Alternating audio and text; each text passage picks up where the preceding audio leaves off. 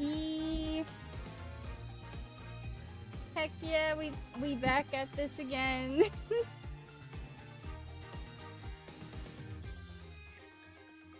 I do apologize for kind of wouldn't say short, but like kind of off there last night.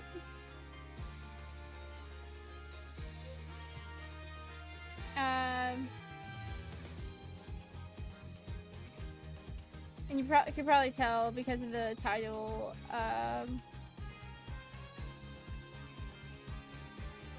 Since like I'm pretty sure the next when we go into trial, it's gonna be the last one. I don't, because it's like a really big accusation. Like, oh, one of the governors is in trouble. Oh wait, no.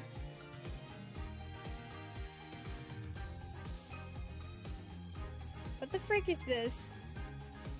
Oh wait, I forgot I had like 2 images. Why do they move? Why do they move? These are the same image. These are the same people. Cannot tell me otherwise.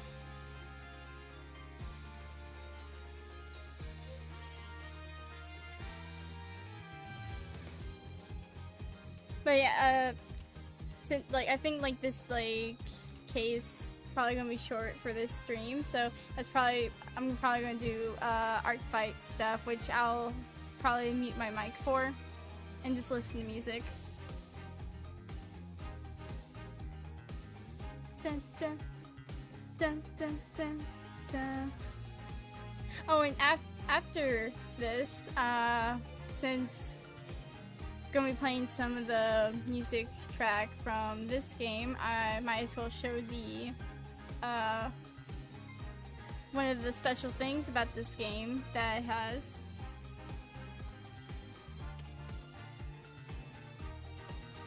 Heck.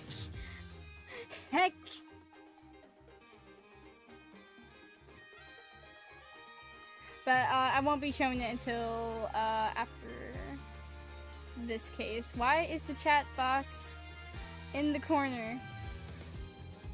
Why is it over here? At Graham's house, eating dinner in 5 minutes. I'm so sorry, Trip. I'm so sorry.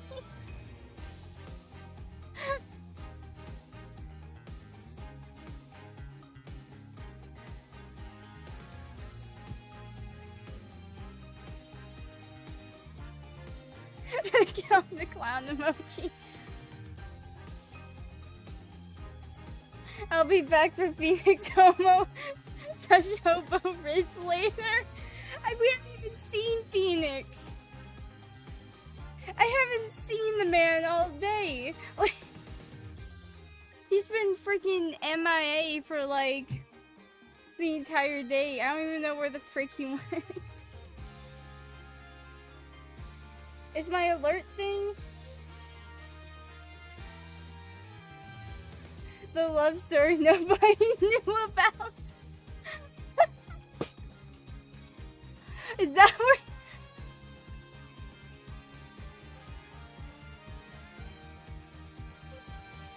Oh my goodness. I'm losing my mind. Wait, so where were we? We were freaking talking to freaking Clavier, weren't we? Yeah. A mysterious replica. Yeah.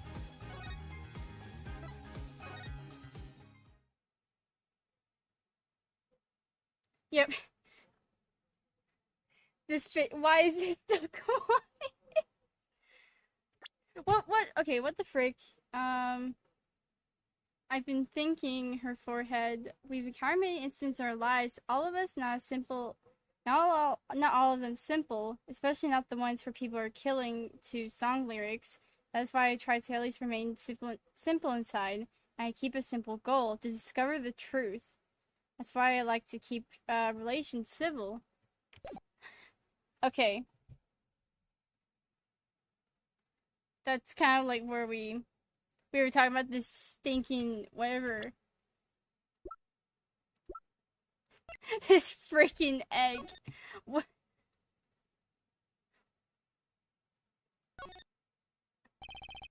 Sample, huh? Think they put a big enough label on it. Maybe it's to keep people from eating it by mistake. Yes, they might think it was an otherwise tasty multicolored lump of plastic. Maybe it's the manufacturer? Sample toys when you can't afford the real thing. Sounds like the company Mr. Wright would like. It's just a freaking plastic egg. Or something, I don't know.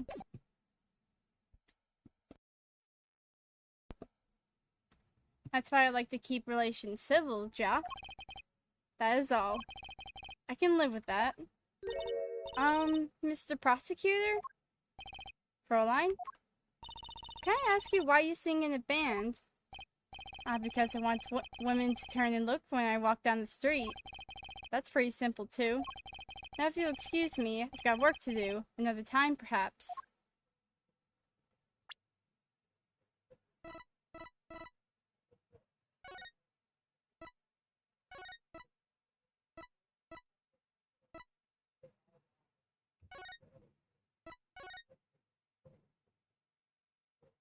What the fudge? Why'd the Wi-Fi go off? Huh?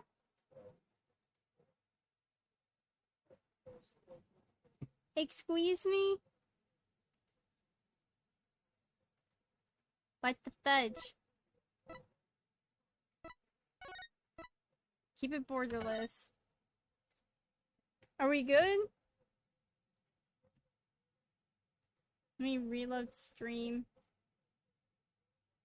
Oh, come on. Good now, okay. What the fudge? As soon as, like, I started, like, type in.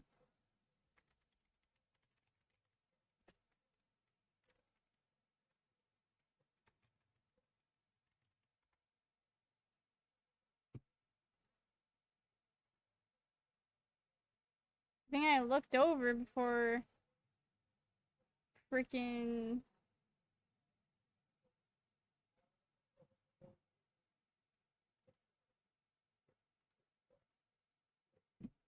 Okay, great. Alright, I guess we don't need to freaking be here.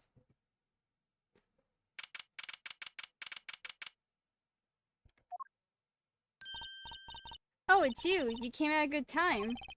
Hello there, Emma. What's up? Either of you know where, I have to Google Translate.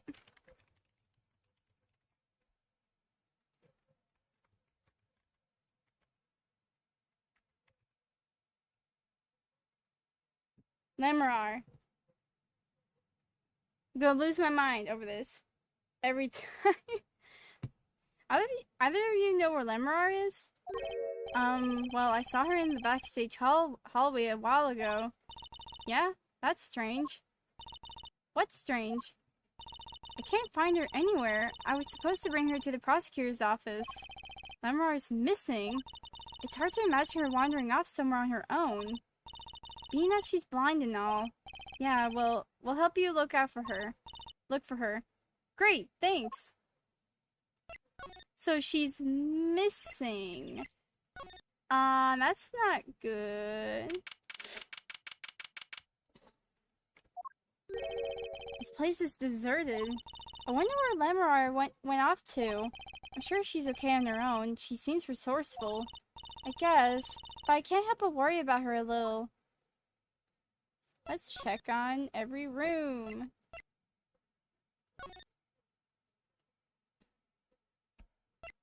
Ah, dang it.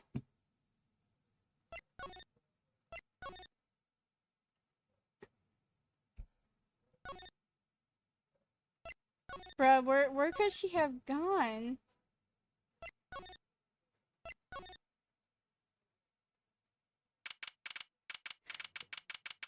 I already don't like this.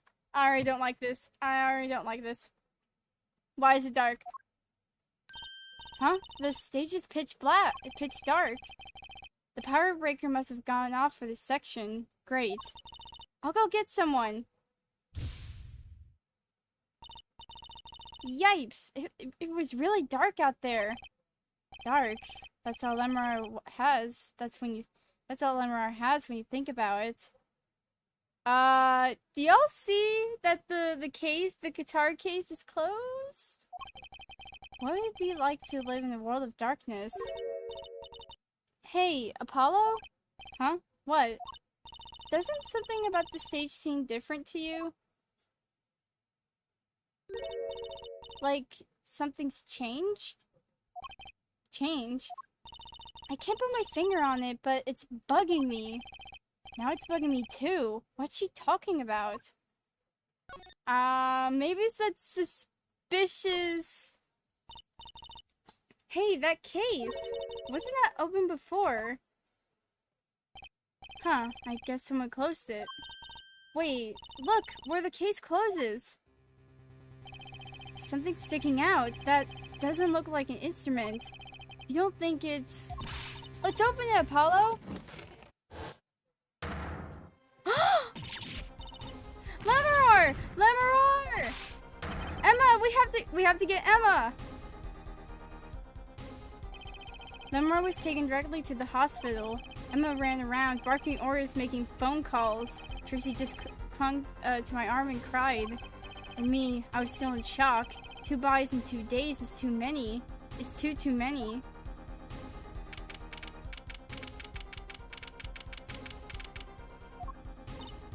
Emma, how's Lemar? Is she okay? We all owe you a big thanks, that's for sure. So, she's okay? Yes, she came to a short while ago. We found her before it was too late. That's good to hear. So what happened? Someone attacked her. She was struck on the forehead. By who? We don't know. But the hair on the forehead, right? That's right in front of her. How could she not see? Oh. Right. Would you like to see her now? Is that alright? She wants to thank you for saving her life. Oh my god! Lemar! Mr. Attorney, you were the one who found me. Thank you from the bottom of my heart. I'm just glad you're okay. Tell me, what happened? What the fudge? Darian, you... I swear to God, if it was you, you fricker.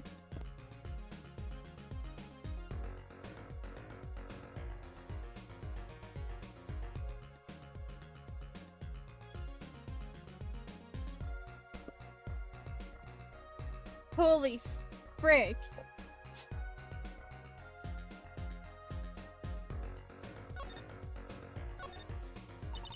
It was after I spoke with you in front of the dressing room. I sensed someone approaching. I thought it might be someone coming to see me, but they said nothing. When I went to return to my dressing room, you were hit. I knew that very moment. I knew the assailant was trying to kill me.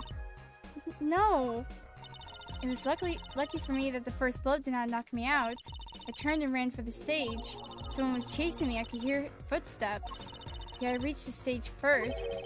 By the stage, I had overheard maintenance people talking.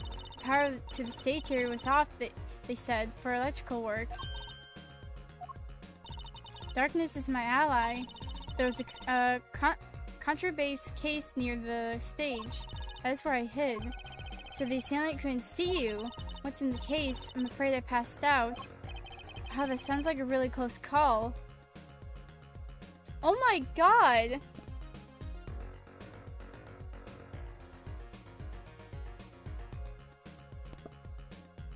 Dude.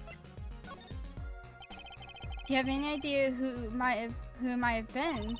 Unfortunately, no. Whoever it was, they said not a word. Too bad. Yet when I consider that I was struck high on the forehead, I must conclude that whoever hit me was taller than I am. Good point. She's sharp. And you're much taller than I am. You're about as tall as Apollo. So that means it was likely an adult, and probably a man. Could be him. But why would anyone attack you, Lamarar? The detective asked me this too, and to her I gave the same answer I give you. I do not know. Dude! I'm so...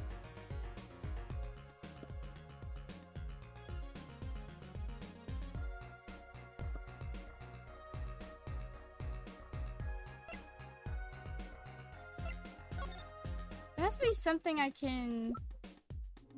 Okay, I'm sorry, I've not quite recovered from the attack. She looks like she's had a rough day. I'll just put this piece of evidence away for later. This? Nope. Egg? Lamarar, I wanted to ask you about this. Do you know what this is? This is what? Mr. Lighthouse was carrying it. It's a replica of the thing he was after.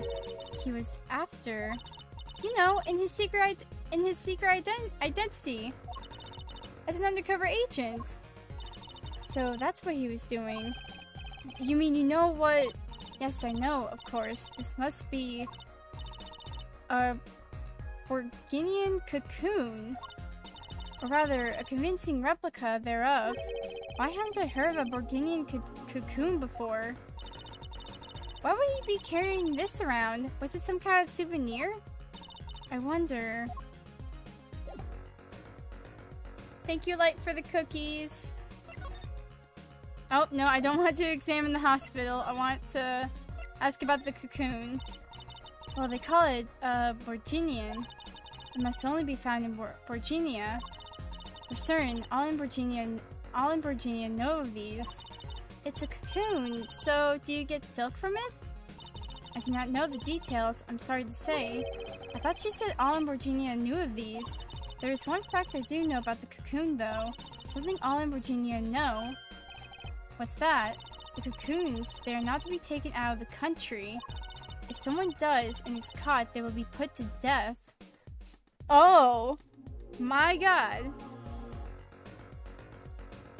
This must be some really special cocoon, then. To death? Well, why? I do not know. Yet, if Interpol was involved, I'm sure there is a good reason. But this is just a piece of plastic. He was carrying a replica, but looking for the real deal. So someone had brought, like, a freaking Borginian cocoon to here. That's my best guess. So that's what he was up to. Tracking down Borginian cocoon smuggling. Why is it always... Okay. No, actually, you know what? I'm not gonna say anything. Smuggling? It seems I was marked. Marked? Life changed for me with the popularity of my songs. I began to travel around the world. So you could have brought those Virginia cocoons with you.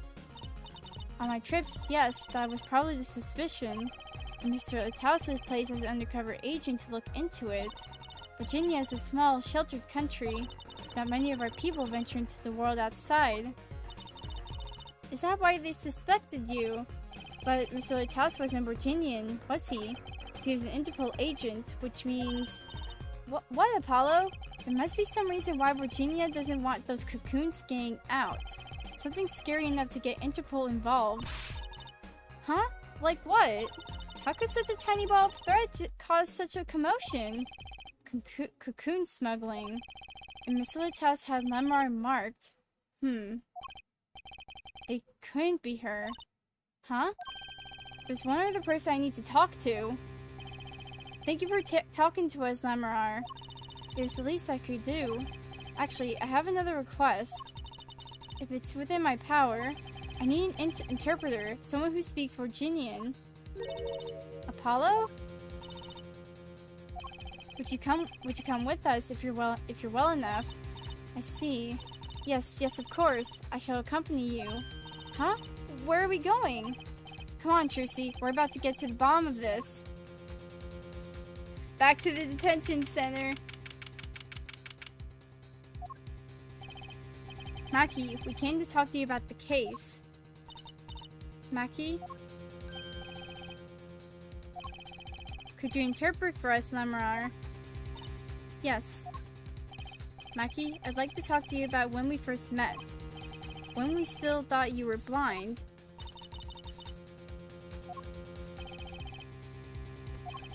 Now we know the truth. You can see, right? I was completely fooled myself. Maki, isn't there another secret you're hiding from us? Wait, Mr. Attorney, what do you mean by secret? Oh, wait. What do I mean by secret? Well, you're not telling me he's tried to smuggle in. Wait, cause yeah, he is. If I'm not mistaken, you know something about this, don't you? Hey, you got a reaction! A big one! Maki, you didn't! Trucy and I are trained to see people's uncertainty. Not that we would have needed any training to see that one. Mr. Attorney, please tell me what this all is. Lemrar, please interpret. Very well. I know you know something about this by your reaction. If you won't tell me, I might have to give it to the prosecution and have them look into it.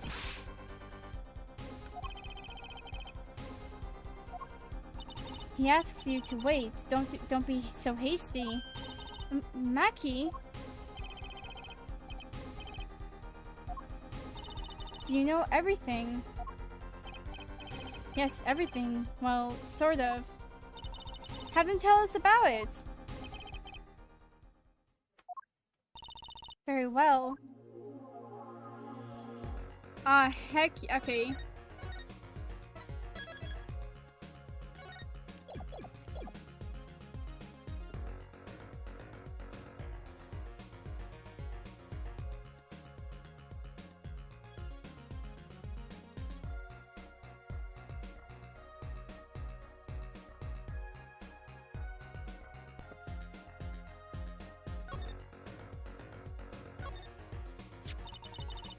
What is this cocoon anyway? The cocoon, the silk, is a potent cure. A cure? It must cure some disease. It's a cure for enteritis. A cure for enteritis. Remedy for enteritis may be extracted. But if it's a cure, then why keep it in Virginia like that? Just think of all the lives they could save by sharing the medicine.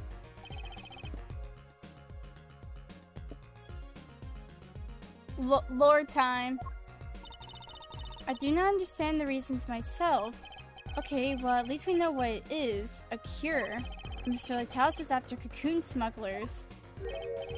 Wait, was Maki? Maki, you weren't. He could be a smuggler. He's so little. Well, you're only 15 and you're sort of a magician, aren't you? Well, that's true. I am sort of a magician. She said, sort of. Oh, to have a copy of that security camera tape. Well, Maki, are you a smuggler?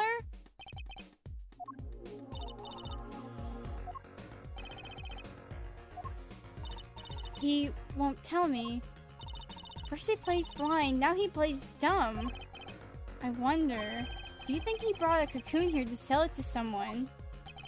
If Maki really did bring one into the country, was he planning on making a deal for its sale?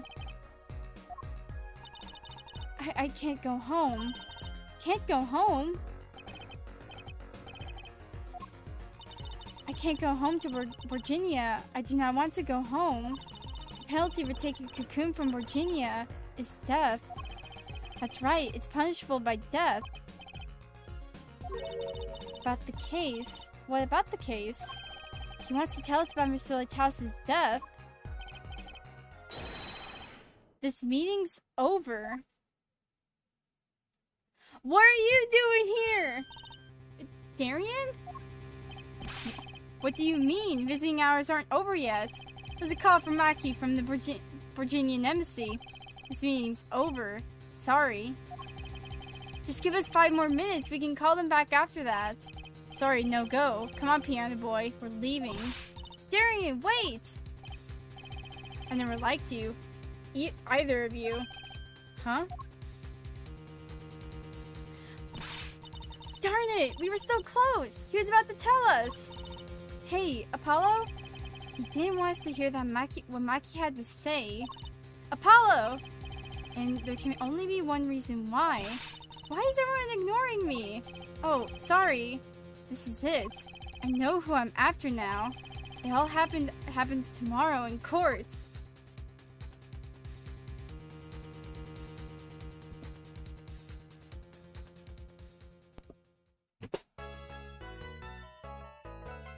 Darian, your freaking butt's going to jail, I swear to God.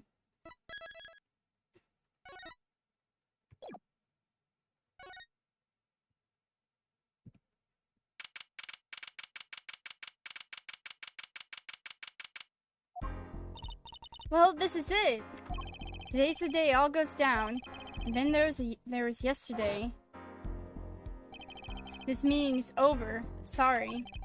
Just give us 5 more minutes. We could call them back after that. Sorry, no go. Come on, piano boy. We're leaving. Darian, wait! I never liked you. Either of you. Huh? Darn it, we were so close. He's about to tell us. Hey, Apollo? He didn't want us to hear what Maki had to say. And I think I know why. Time to bring down a little justice. What the fudge? What was that? He is heard but unseen. Who's that talking? Valent Kamare! I exclaimed as he walked in through the door. Normally. You aren't the witness today, are you, Uncle Valent? A preposterous proposition. How could I stand to stand upon this stand? Why, my secrets would be free for the plucking. I might even have to sign autographs. That is why I intend to remain hidden for the entire day. Oh, with the vanishing magic? Indeed. I will jump upon the express train to express myself to the next town over. Before I go, a word of warning. Warning? What? The Grand Grimari Glamour resides at the roots of all that has happened. Do not forget this truth. A glamour? A spell, a sorcery, a great illusion. It's trucy, though it pains me to depart so. I need to get in line for a ticket. Farewell. And there he goes. He sure seems happy about that illusion thing. Well, big illusions are the bread and butter of a magician. You can't pull off a show without one. Big illusions is always a spectacle to remember. Usually it involves cutting up things like people or elephants, or the Eiffel Tower, anything really. So he was talking about what he saw at the concert. Lamar's disappearing act, and Prosecutor Gavin's exploding guitar. I wonder what he meant by it, being at the root of all that has happened. Well, it's about time. Shall we go? Excuse me, sir. Yes? The scheduled starting time for the trial has been changed. The trial will not be commencing until 10:30 a.m. Sorry for the inconvenience. Huh? Did something happen? This is a first. It was by the judge's request, some urgent personal business. Great. I bet he stayed up too late last night watching courtroom dramas. Apparently he's visiting the hospital again. The hospital? I believe it was mentioned that the Chief Justice's son's unwell. Apparently his condition worsened considerably this morning. Chief Justice's son? Oh, that's right. Remember yesterday morning? The judge said he had to go visit him after the trial. There's an article about it in the newspaper. If you care to read about it yourself... Newspaper article added to the court record. Enchiritis? Where have I heard that before? Oh!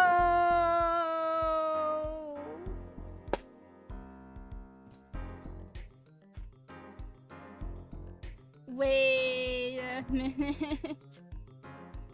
Enchiritis syndrome, first case in country. The egg. Oh. I'll let you read that article. I'll let you read the article for us, Apollo. Just leave the TV guide page to me. Try not to lose the page with the funnies if you can.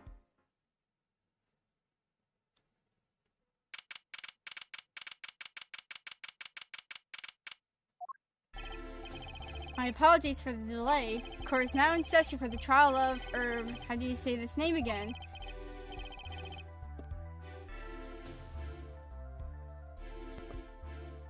Why is my throat giving out?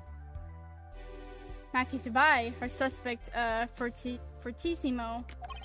Right. It is his trial in any case. The defense is prepared, Your Honor. The prosecution is ready to rock. Is something wrong, Your Honor? No? Well, yes. It's just I've been friends with the Chief Justice since we were students. It pains me to see him going through such a difficult time. Enchiritis, was it? That article said there's no known cure. Your judge, let me say, with all honesty, I feel your pain. But now is not the time for tears. Now is the time for law. Indeed. We left off quite in conjecture yesterday. And I was getting told about that number. The agent registered under this number was Romain Lataus. Thanks for looking into that for us, Detective Crescent. It's great help. Oh, no problem at all, Your Honor. I'll be heading out.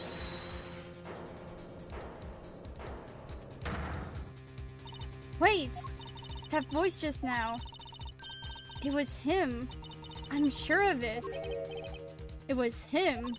That voice I heard talking to Mr. Lataus when I heard the gunshots fired. It was him. It was Mr. Darien. No way. Quite a sensational ending. Who would have thought Darien would guest star in the season cliffhanger as a suspect? Ask the prosecution to look into this matter. Please tell the court your findings. Darien Crescent is a member of my band, the Governors. He's also a detective, making the current charges serious indeed. Yet after investigation, I have found no cause to alter our case or file new charges. And your reason is? Weren't you aware of her forehead? He has an impeccable alibi. An alibi? Let's review the facts again, shall we? The concert held on the night of the shooting was in 3 sets. The Governors ripped up the stage during the first set. For the second set, our guests took center stage. The only performers appearing were myself, Lamori, and Maki, along with the drummer and bassist, for a total of 5.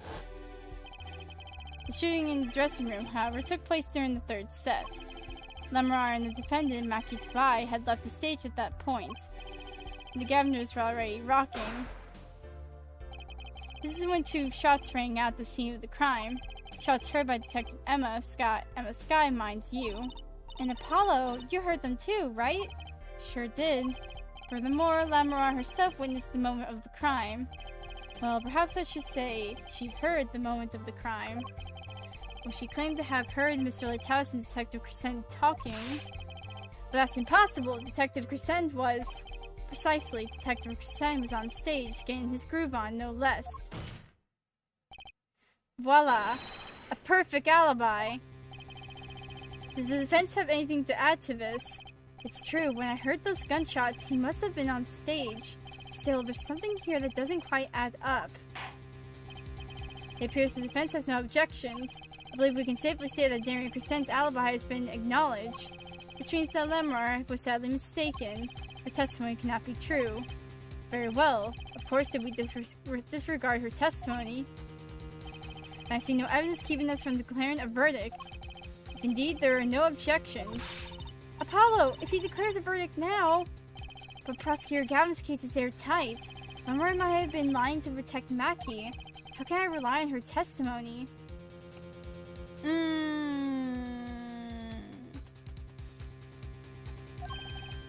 Wait, what about yesterday in the detention center?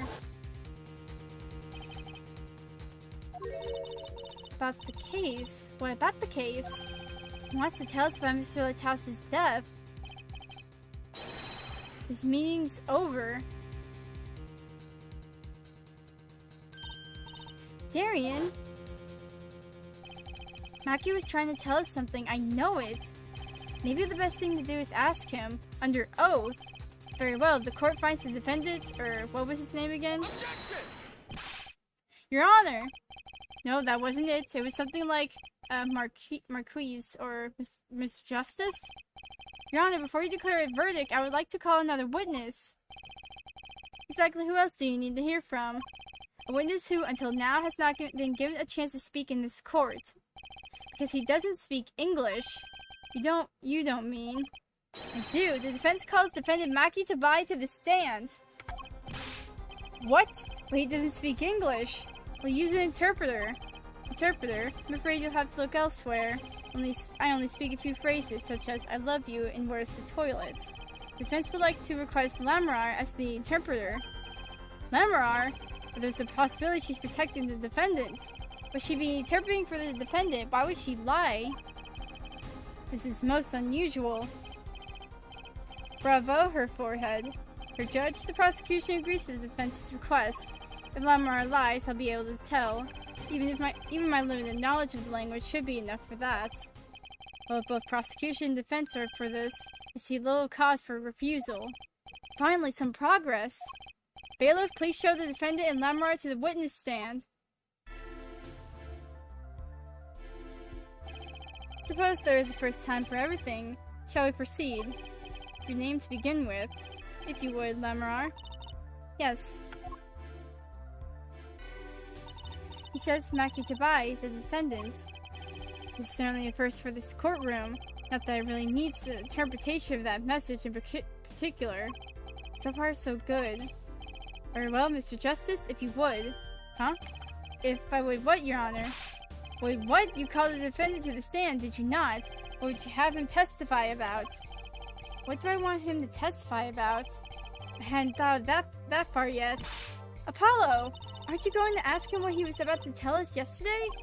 How can I if I don't know what he's saying? Excuse me a moment, if I might speak. Yes, Lamarar? Just now, Maki said there's something about which he wishes to testify. Maki wants to testify about something. What could it be? What sort of testimony is he talking about? One moment, please. The suspense is killing me. What? What? Well, Lamarar, according to Maki, he has proof of his innocence. What?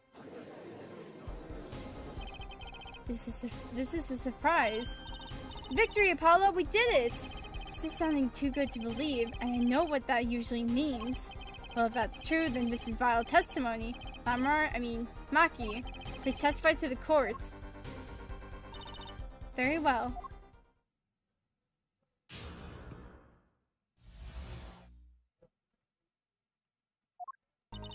He says that word of Mr. Lighthouse's death came as a great shock. That if the killing truly followed the lyrics of my song, that is, he could not have done it. He says that because the lyrics are in English, he does not understand them. I see. He wouldn't have understood the English lyrics of the song. That would prevent him from following them so closely. I wonder what he meant by proof. Why, he would only have to ask Lamarar to know the meaning of that song. Lamarar! Did you ever explain the lyrics of that song to him? I did tell him, generally, what the song was about, but never in so much detail, and he never asked. Was my repeated warning already fled that forehead? Lamarar might be protecting the witness. Well, anyway, let's proceed with the cross-examination. Mr. Justice, if you would. Yes, Your Honor. Something's hidden in that testimony, I know it. I just have to trust my bracelet to tell me where. It worked yesterday, it'll work today. Okay.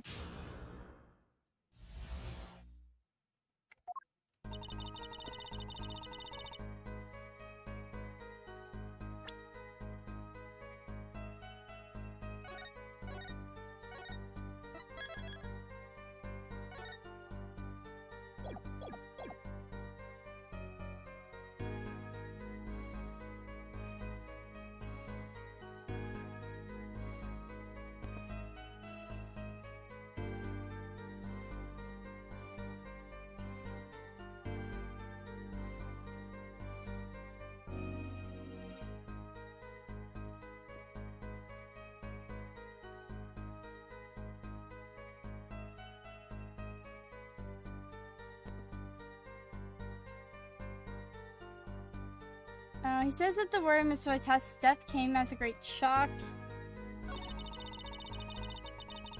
But the killing truly followed the lyrics of my song.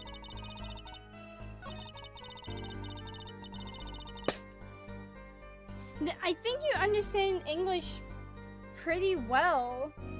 I would think.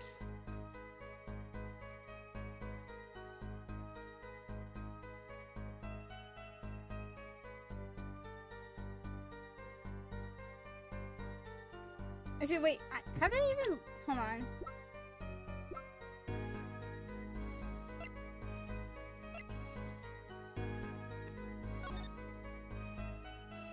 I can't read this.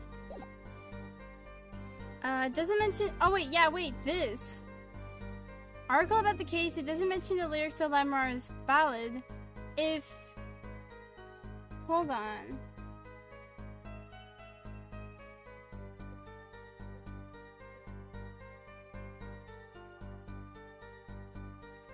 He would, because like, if he hadn't heard about it until like, if he had read this, it doesn't mention the lyrics at all.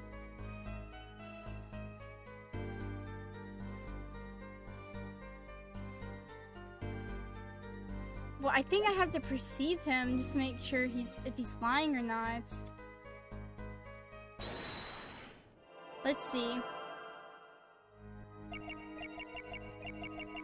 Look at his eyes.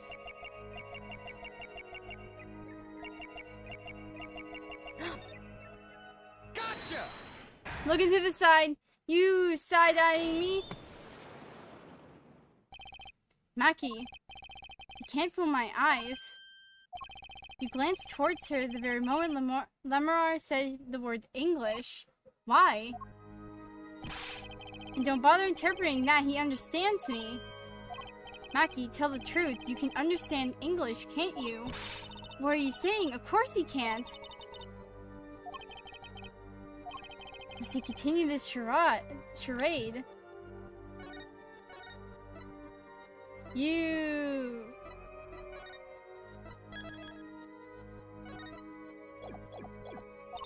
Mr. Justice, Maki says this. I know the word English. Huh? Before coming to this country, he heard me speaking English. He learned the name for this language, that is all. What? Give me a break! Is that such an unusual word to understand? Do you not know Espanol, for instance? Well, yeah, but...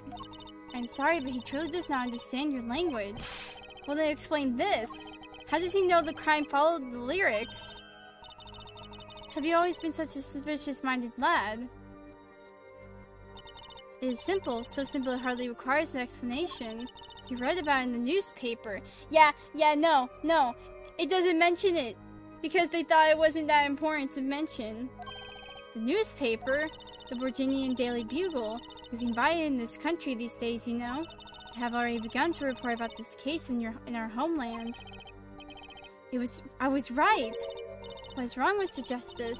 Your eyes, they are quite fierce all of a sudden. Maki is lying. Maybe it's time to show them proof that he's lying. Yeah, it has to be this, because it does not mention the lyrics. I have here a Virginian newspaper, the Virginian Daily Bugle, as a matter of fact. Indeed, there is a feature article about the case. Could you read this for me, Maki? That's right. It doesn't mention the lyrics. What? What is this all about? I'm sorry, Mackie. You couldn't have read about the lyrics in a Virginia newspaper.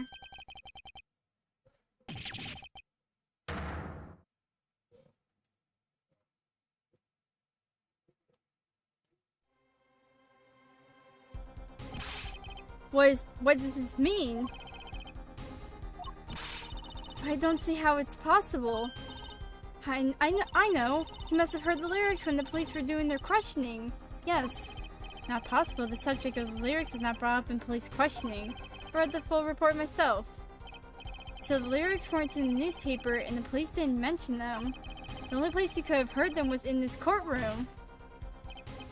In English, no less. The witness will explain herself, or himself. Mackie says, yes. It is true I read the newspaper, but this is not where I learned of the lyrics. I was mistaken. Now I remember. You remember. He says he heard of the lyrics from me. What? Is this true, Lemrar? Yes, I'm afraid I had forgotten it myself.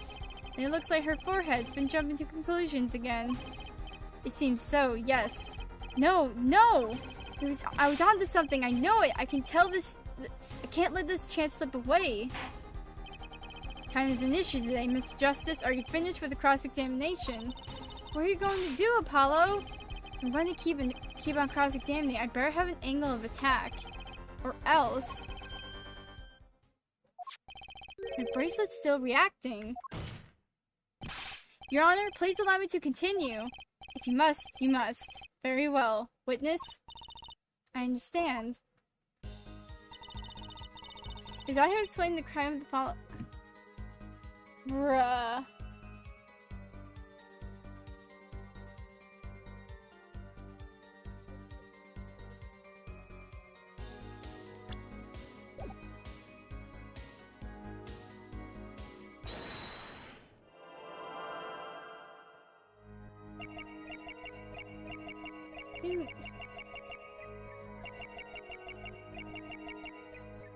I swear to God.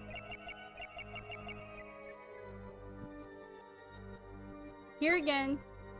Okay, I swear to God, Lemrar. Oh my God! Gotcha! Again! With you swallowing your throat! Lemrar, I'm currently cross-examining Mackie. Why should I be uncertain? Me? Uncertain? Yes, you swallowed the very moment you told the court. It was I who explained. I see there's little point in trying to hide anything from you. Lemrar, are you indeed protecting someone? It's not a question with a simple answer. To tell the truth, I do not believe it myself. Then allow me to answer for you. Lemrar, you're protecting... You have to be protecting Mackie. Yeah, you... Take that! Lemrar, you're protecting Mackie. That's why you lied and told us that you had explained how the crime followed the song.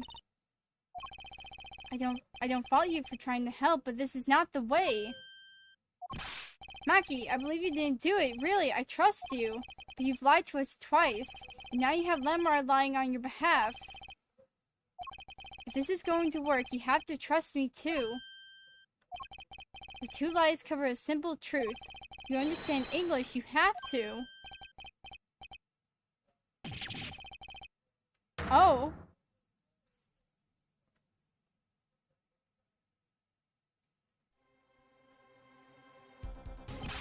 Witness, is this true? Do you understand English? Yes, a little. Only. What? First he could see, now he can talk. And you did not know about this, Lemrar. No, I did not. It's quite a surprise. How many secrets is this witness hiding? This is last. Mackie, could you tell us what really happened? Oh, hold on.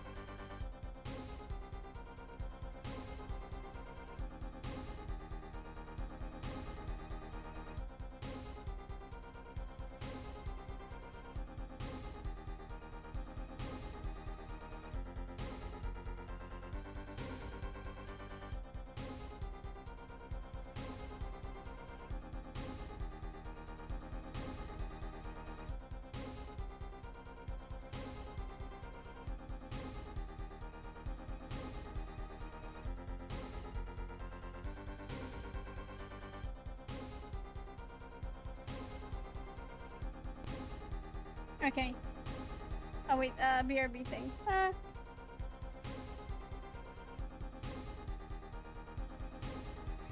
Maki, could you tell us what really happened? No shooting, I did no shooting! So you weren't in the dressing room when I heard those 2 gunshots, correct? Apparently, the answer to that question isn't simple either. I was in dressing room behind desk, manager, he on floor. Which would be after the shooting, right? Then there's voice. Voice or voices? Was it you and Emma, Apollo? So when Maki went into the dressing room, Mr. Latau's already been shot. And then we came to the door. Panel high up, I take off, run away, run away. So it was you who escaped through that air vent. As the prosecution has upheld all along, no less. The defendant has admitted to being at the scene. I would take this as a confession. Objection! No, he's clearly denied that he did it. No shooting. Manager on floor, already on floor. Objection! The victim had already been shot, you say? I find that hard to believe. The defendant understood the song lyrics. He was at the scene of the crime.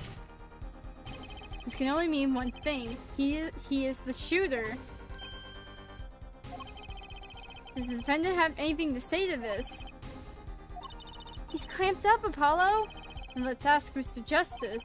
Will you require any further testimony from the witness? Is that it? Is there nothing else I can get him to testify about? Wait, no, of course there is. What is this cocoon, anyway? The cocoon, the silk is a potent cure. A cure? Well, Maki, are you a smuggler?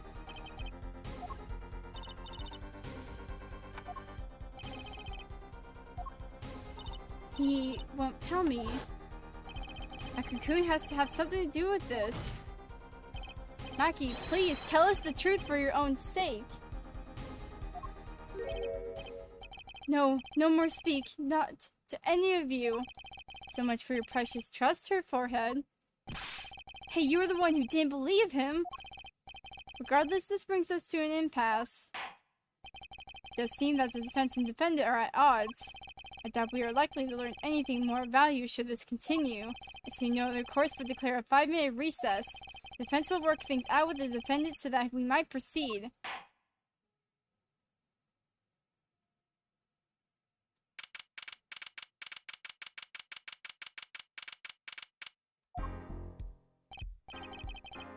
Polyostis. That's justice. Better learn how to say it if you ever want to get some. Believe, I know shooting. Maki blames her so his house was already down on the ground when he entered the room. Maybe it was a trap and he walked right into it. Suddenly I hear revolver, close, very close. Then I hear voice. You heard gunshots. Yes, it's true. I heard revolver, but only sound. Wait, you're saying you went into the dressing room and found Mr. Latau's already dead, and then you heard gunshots? If that's true. So, you were at the scene of the crime when you heard those shots. And you escaped through the air vent. I know. Huh? What do you know? I know if I opening vents, I can leave stage and backstage. So the vents went to both the stage and the backstage area. Is that what he means? Hey, he's right! Look, Apollo! Huh? Yeah. But how did you know it was connected like that? Wait, I bet his father was the architect that designed the hall or something. I heard this from Magician. Magician? Don't look at me! A magician, huh? Well, at least we're clear on one thing. Maki didn't shoot Mr. Latau's. Yeah, but what does that leave us with? We're supposed to say he went into the room to find the body and then he heard the shots. What? So, he's saying that Mr. Latau's was already dead when he walked in. And then he heard shots. What the Hold on.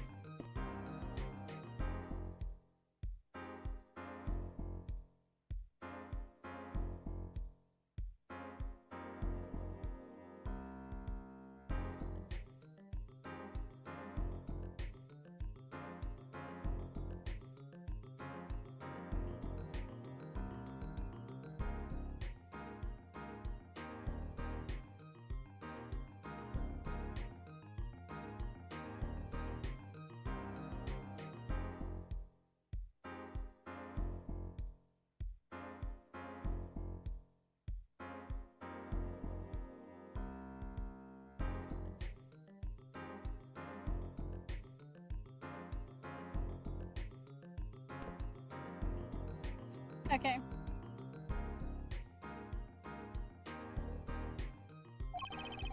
That's one going to over. That one's not going to go over too well in court. That's one going to go over well in court. Not. Apollo, you're his defense. You're supposed to believe whatever he says, even lies. That's what Dad always told me. I'll just pretend you misheard him every time. So, what do we do? You're sure you won't testify? You sure you won't testify, Mackie? No talking. No. Well, it was worth a shot. That cocoon. I can't go home. Can't go home? I can't go home to Virginia. I do not want to go home. The penalty for taking cocoon from Virginia is death. That's right, it's punishable by death. Of course he's scared. Of course he's scared. Oh, well, I guess we'll just have to try a different approach. That's the spirit, Apollo. So what's your plan? If Mackie won't testify about it, we'll have to get someone else to testify. Someone else? I think we're out of time. Let's get back in there. Right.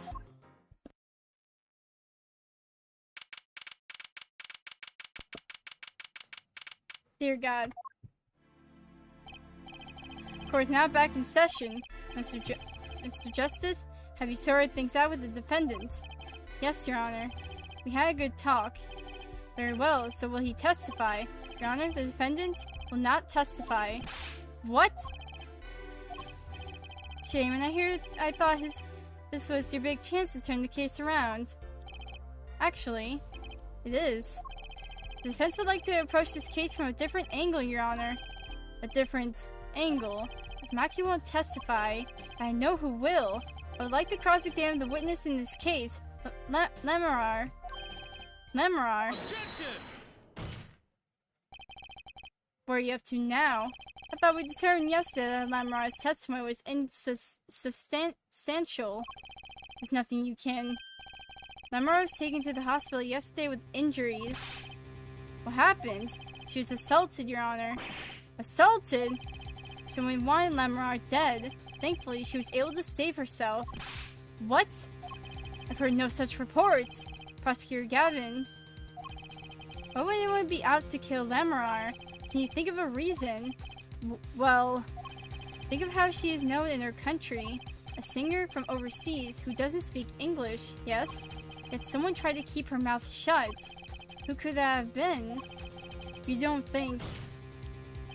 I do. It was the same person who shot Mr. Lataus. The killer was afraid of her, afraid of what she might say. The defense believes that something was hidden in her testimony yesterday. Something that the killer doesn't want getting out. So am I to understand that this is what you're saying? Namely, that there is a nugget of truth in Lemurar's testimony.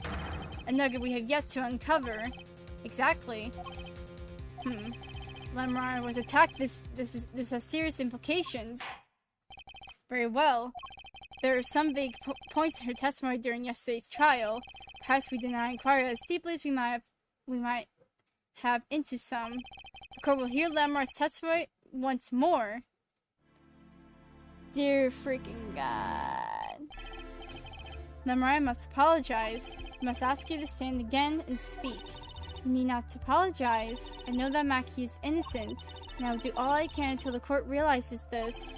Let's review your testimony from yesterday. You told us you heard 2 gunshots and the shooter's voice through the window, and that the voice belonged to Darian Crescend, yes? That's correct. At which point I proved she could not be correct. She couldn't have heard any of those things. The small window at the scene was closed and was found to be quite soundproof.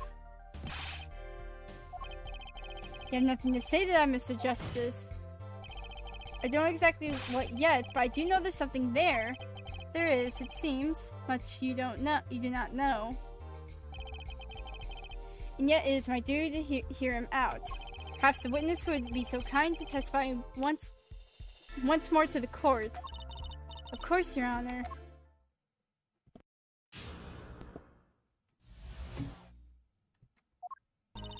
I was on my way from the stage to the backstage exit. That's when I heard them, Mr. Lighthouse and the detective. I heard the faint sound of a gunshot and stopped. Then I heard another gunshot.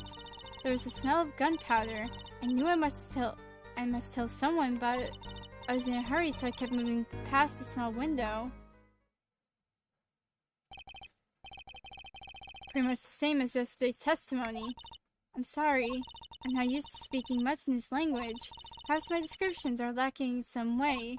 Yet everything I have said here is the truth. Then it is my distinct displeasure to say this. What you have said to have happened is impossible. Do I have to repeat myself? Lemar was attacked because of this testimony. What, Trucy? Apollo, you know, for a moment there, you were pretty cool.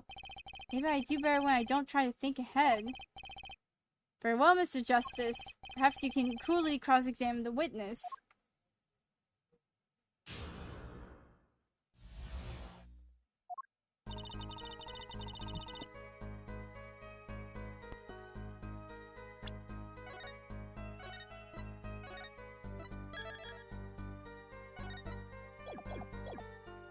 I was on my way from the stage to the backstage exit.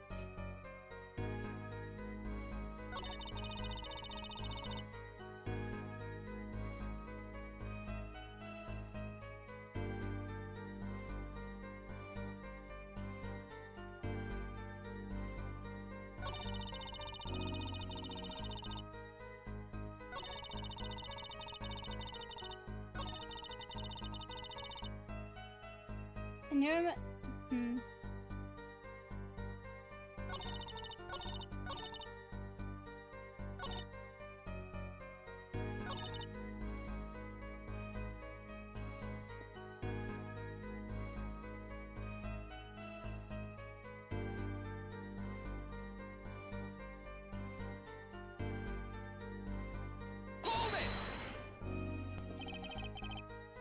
Darian Crescent. I did not know his name at the time. But yes, it was him, the one who took the stand yesterday. How many times do I need to remind you that's impossible? There's no way you could have heard him.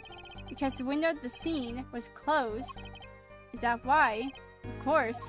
Apollo, if we keep asking the same questions as yesterday, we won't get anywhere. She's right. Maybe there's a different angle I can try. Maybe what they were talking about, like if she could hear them, what in the world were they talking about? Lemar, do you have any chance to remember what they were saying to each other? If so, please tell us. I have given it much reflection, but I was afraid of this.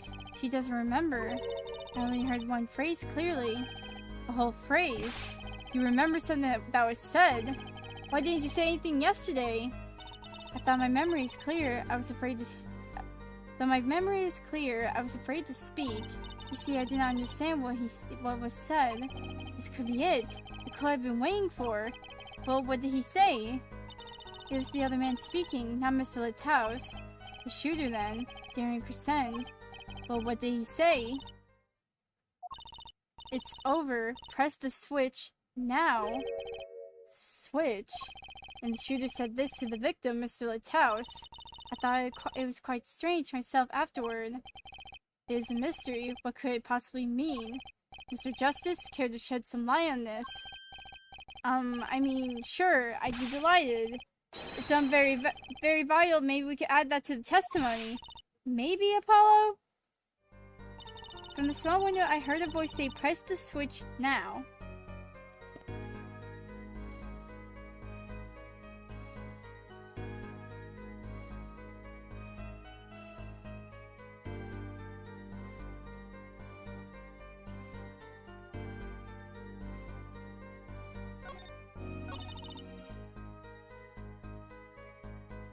Yeah, okay. Yeah, I know what the... You're talking about this one? Objection! Press the switch. There's only one key that can unlock the mystery of those words. Oh?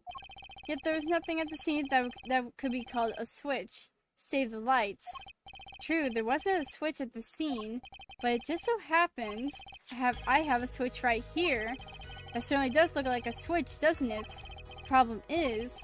This was found not at the scene of the crime, but on the stage. The stage? Where the concert was held, yes.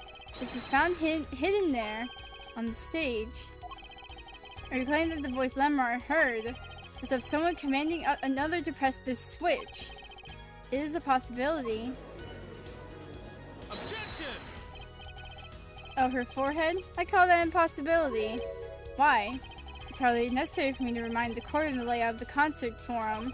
The stage is quite far from the Lamar's dressing room. Not to mention that the Gaviners were in the middle of a concert on said stage, where it's known for being a quiet band. You can shout all you want and not be heard. Oh! The freaking earpiece!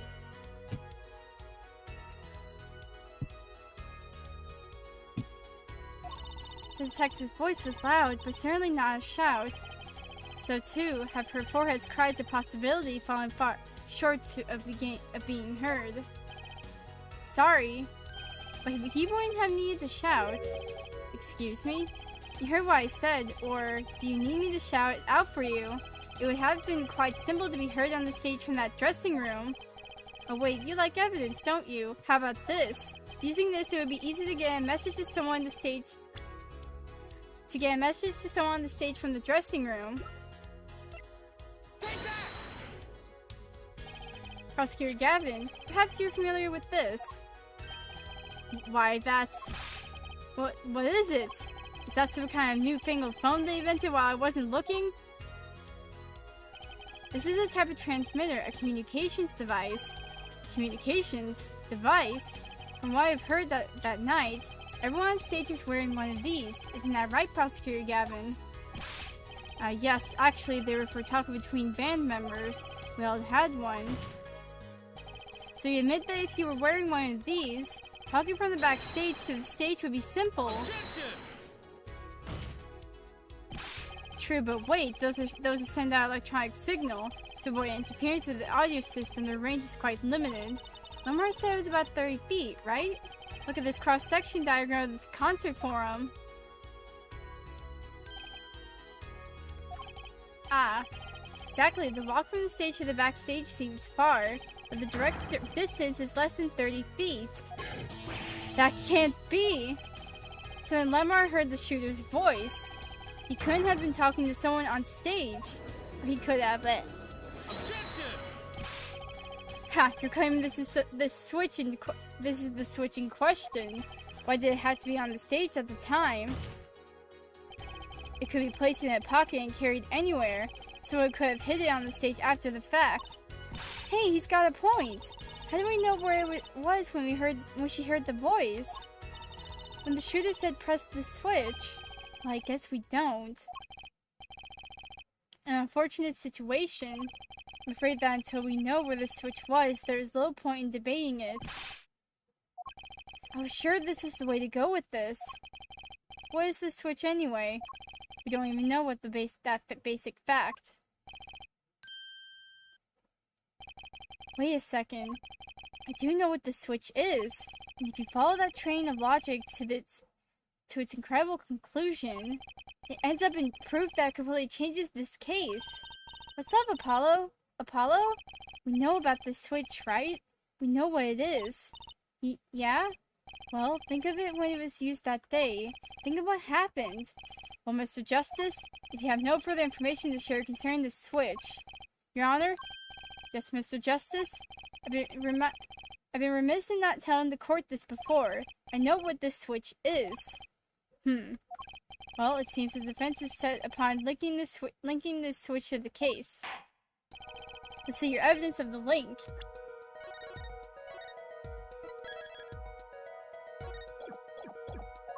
What evidence do you have to explain what this switch is?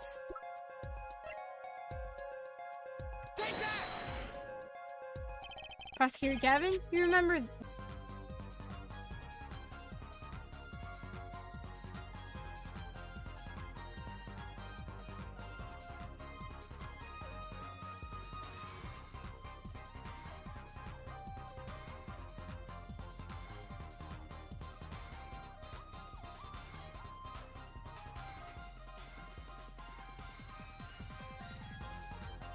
Bruh.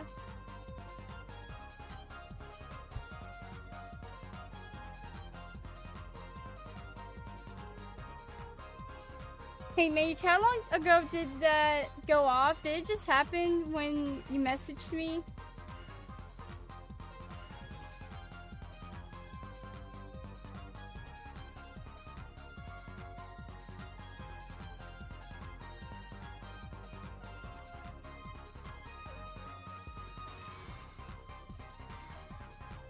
Yes, okay. I was okay. Oh my god, why is it crunchy? Why is this stream quality? God dang it. I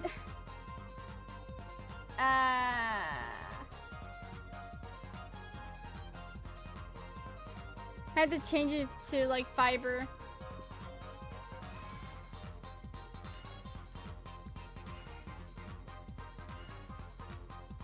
Honestly, with how the Wi-Fi's been acting, like, oh come on.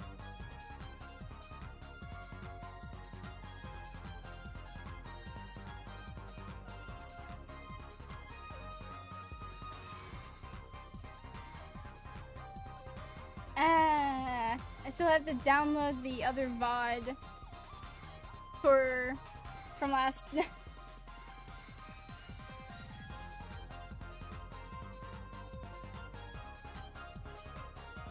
Okay. Dear God.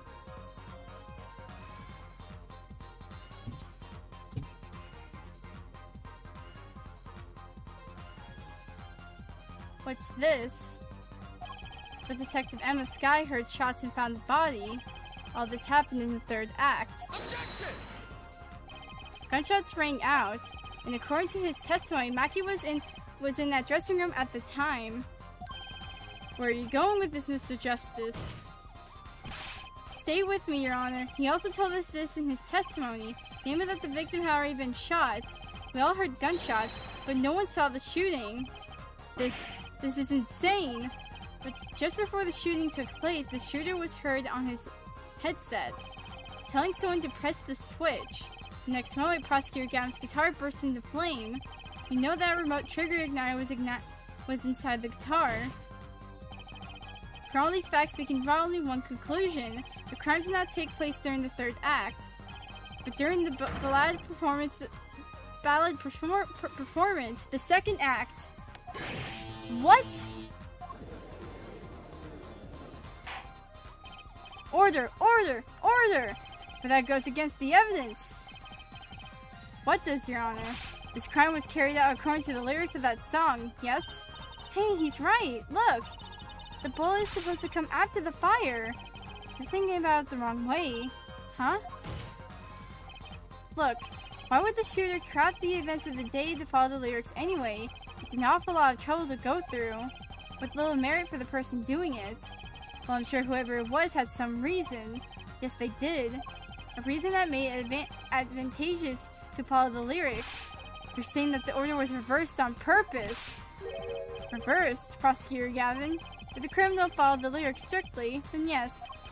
The shooting would have to come after the guitar burst into flame. And her forehead just raised another possibility.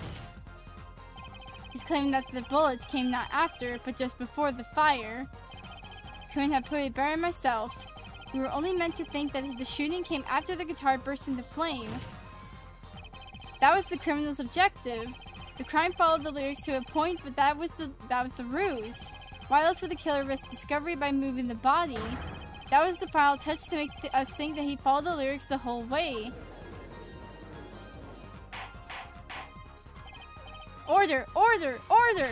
That would explain this most unusual situation. It does. The killer changed the order of events to create himself an alibi. In other words, the killer was someone who had an alibi for the third set, but not the second. Objection! I was hoping it wouldn't come to this, but sadly, it has. Let me tell you why your little fairy tale makes no sense at all. Oh, it sounds so good. Sounds good. I'll give you that. You've given us a reason why the killer bothered following the lyrics of my song. But I question your logic, for it's flawed from the very beginning. Flawed? Yes, a contradiction, her forehead. One I've pointed out several times, no less. At the time of the crime, the small window at the scene was closed. How could Lamar have heard a voice through it? Oh, I know you like to divert our attention. I know that you would like to divert our attention from the critical fact, but you're basing your entire line of reasoning on a false premise. Right. Lamar's testimony is my entire case. That voice she heard, the shooter's voice. What if she couldn't hear it, Apollo? Look, what do we have? A man saying, press the switch. Near the crime scene, we have a switch, which acts as a remote trigger for an igniter. And last but not least, Prosecutor Gavin's flaming guitar. It can't all be coincidence, but how do I make it work? A more direct line of questioning is required, and the crime scene was investigated immediately after the crime. That window was closed. Care to tell us how Lamar heard the voice? Didn't she also have her head in your piece?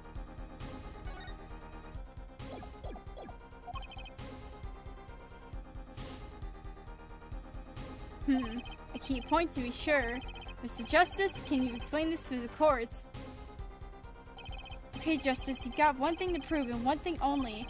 Lamar heard a voice, and she heard it during the second set.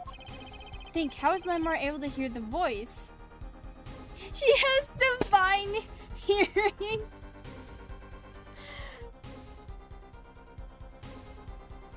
She has divine hearing.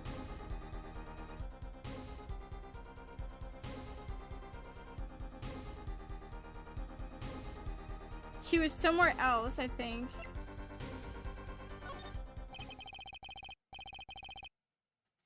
When we investigate the scene, this window was closed. The shooter had no reason to close it, had it been open either, meaning it was impossible to hear the voice through that window. That's good to hear you making sense again. For a moment I was afraid you might be a Virginian too. As I was saying, Lamar could not hear the voice through that window, so there can be only one explanation. She heard the voice from another location entirely. What's this? You do amuse me so, and though I thought you and Good Sense were back on speaking terms, now I'm afraid you and Good Sense speak two entirely different languages. Shall I interpret for you, her forehead? Lamar clearly stated she heard the voice through that small window, and there's only one small window at the scene. Are you sure? Think about it.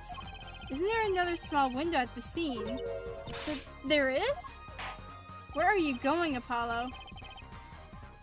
I know that look. He wants us to ask him.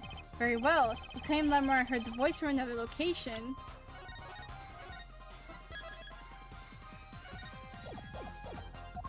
Mr. Justice, show us where this location was. Lamar heard the voice from here.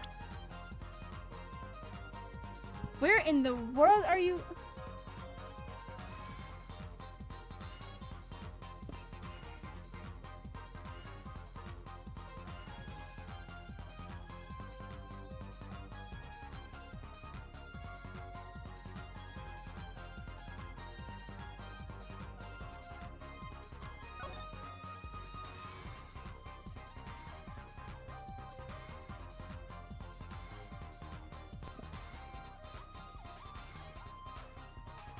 Oh my god, you gotta be freaking kidding me.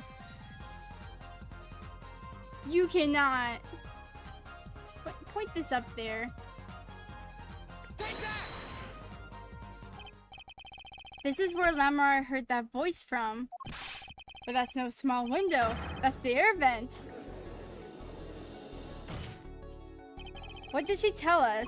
She said she's a Virginian unfamiliar with our language. Hold on. Okay, first off,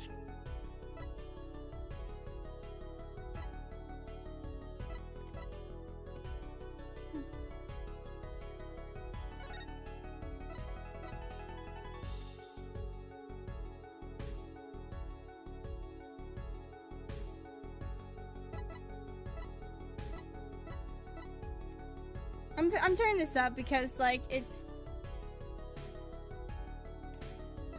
gets really fast.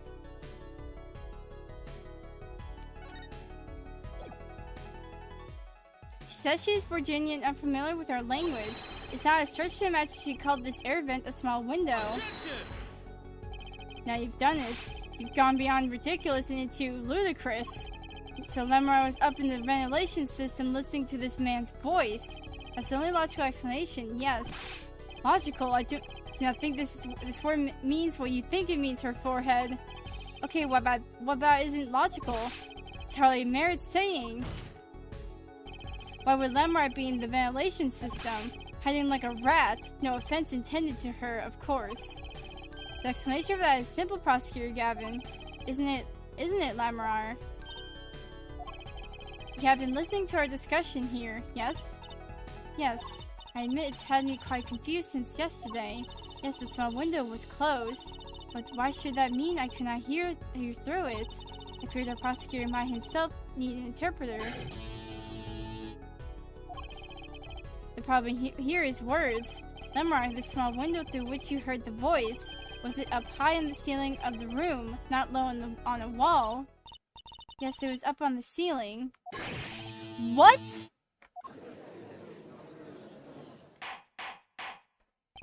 Order! Order! I will have order! Witness, you will clarify this statement to the court. Are you in fact saying that you were up above the ceiling of the room, and that's where you heard the moment of the crime? Yes, in fact I was. I'm sorry I never imagined it would become such an important point. Yes, well, why the heck were you up there? I believe it's time for another testimony.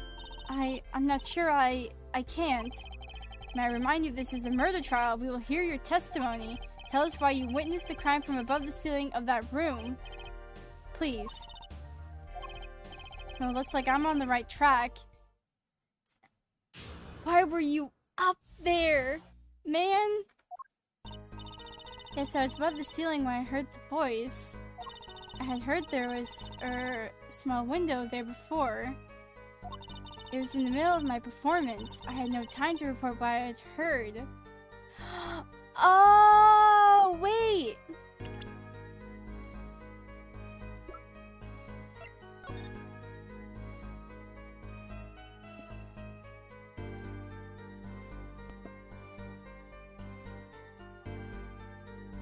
Is this how she did her act?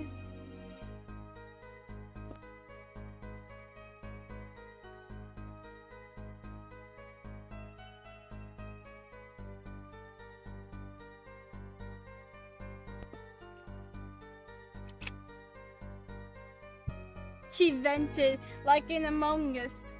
In the Moogus. What the?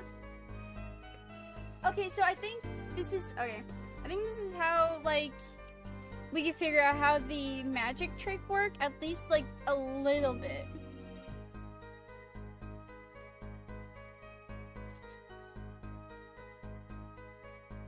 She must have like somehow she went under the stage or something. Well, I still don't understand how the magic trick works, but it's just like I don't know.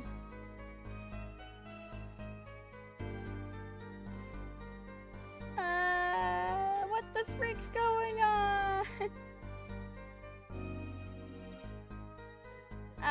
Okay. As in the middle of my performance, I had no time to report what I had heard. As to why I was there, I cannot say. I am bound to secrecy on this matter. It's about the magic trick. Bound to secrecy. In my line of work, one has many obligations to uphold. You say you were in the middle of your performance. So this did happen during the second set. When I witnessed the crime, you must understand. I only know why I heard. Yes, but you must tell us what you were doing in detail. That's what the cross-examination is for, Ja. Ja, her forehead? Our mission in this course is to discern the truth. No obligation, no binding pact may hinder that mission. Very well. Mr. Justice, you may begin the cross-examination. What are you going to do, Apollo? I'm going to find out the truth. She was up above that ceiling for a reason. I just have to get it out of her.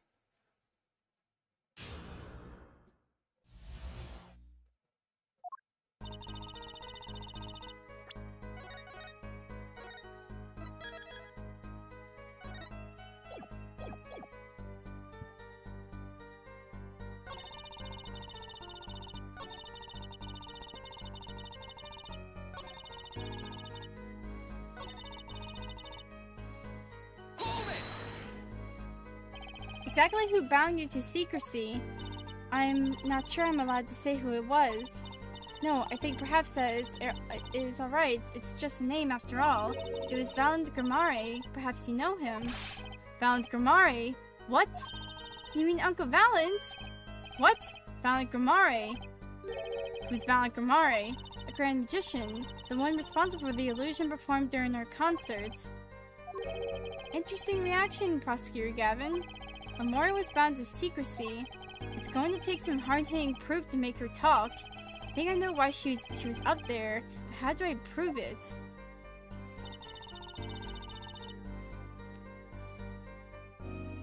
What the fudge?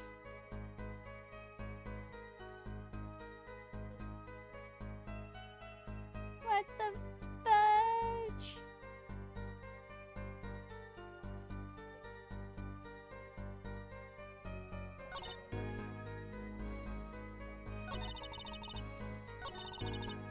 As to why I was there, I cannot say. If this was during your freaking performance.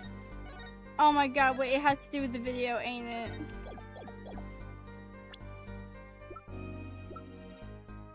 Where's the videotape? Objection!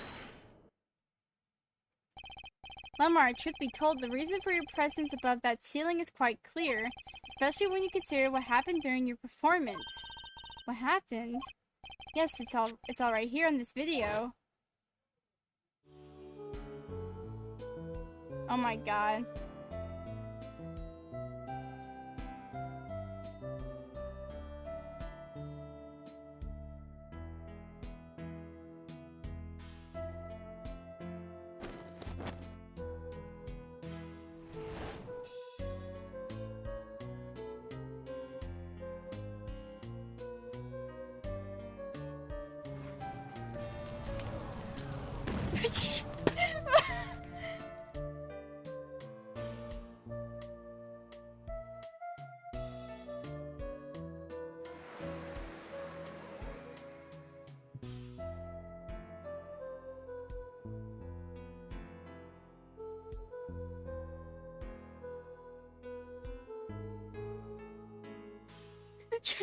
Kevin,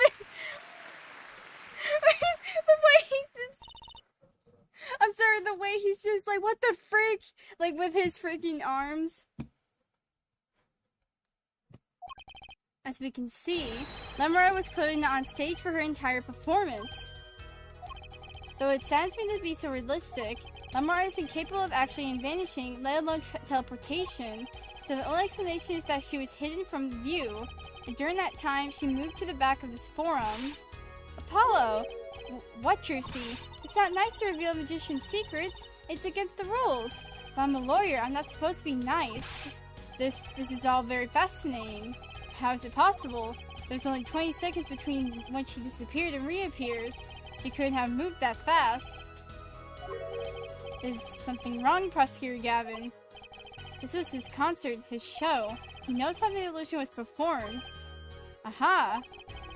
He's just realizing his own oversights.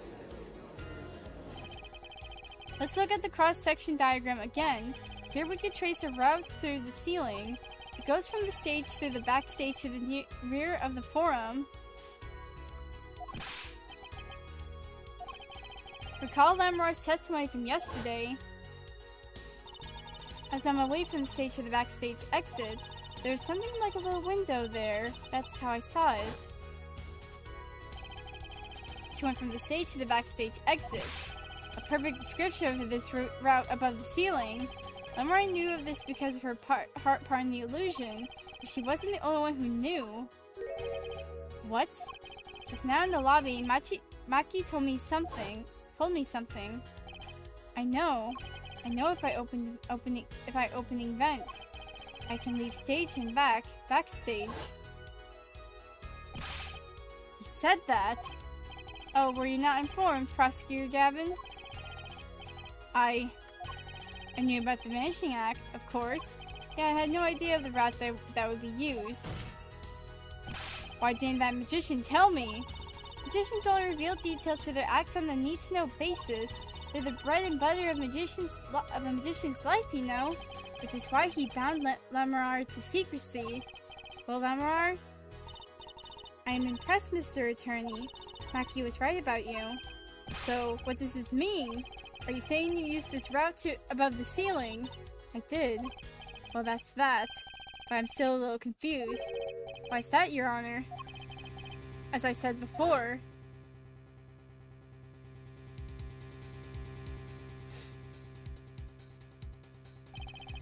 there was a very little time between when she disappeared and when she reappeared. 20 seconds, tops. How could she do it so fast? Especially if she stopped to hear the shooter's voice. That's a good question. That is a good question.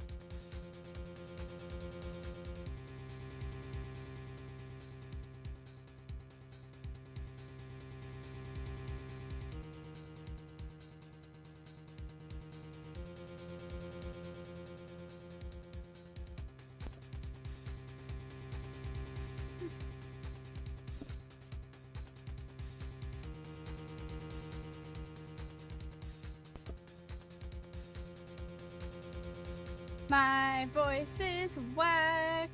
Ah. Can the witness explain this to the court? I cannot. Very well, Mr. Justice. Yes?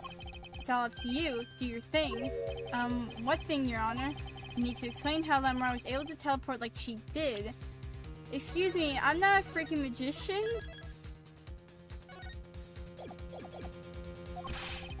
Or I'm throwing your case out with the bathwater. Why do I get picked on? It's Lamar who isn't going along with the program here. As I have stated before, I'm not at liberty to speak of the illusion that night in detail. Then you'll just have to tell us what you can. We'll hear your testimony on this. Mr. Justice, it will be your job to bring out the truth out of her. Yes, if you would, please. Right. I feel like a student before finals. Good luck, Apollo!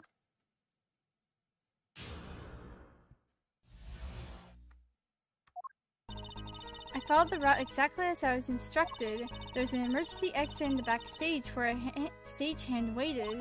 From there, one can enter the forum on the opposite side from the stage. The plan was for me to move there in 2 minutes. I was on my way where I heard the voice. 2 minutes, you say? The mystery deepens. Suppose it was too much to hope that the judge would come up with something. As does my curiosity. Take it away, Mr. Justice. Right, Your Honor. All I have to do is find the contradiction between what Lamar is saying and what we can see plainly in the video. I figured it out already. I'm a magician, after all. Well, tell me. Not a chance. I can't reveal another magician's secrets. Come on. Hey, you're supposed to be on my side here. Do I have... I have to look through the video.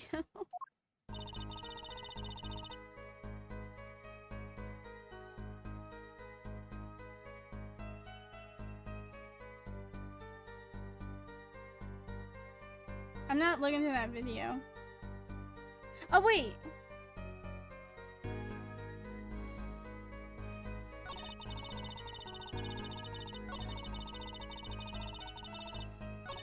I was ready to move there in 2 minutes. Someone wait where I heard the voice.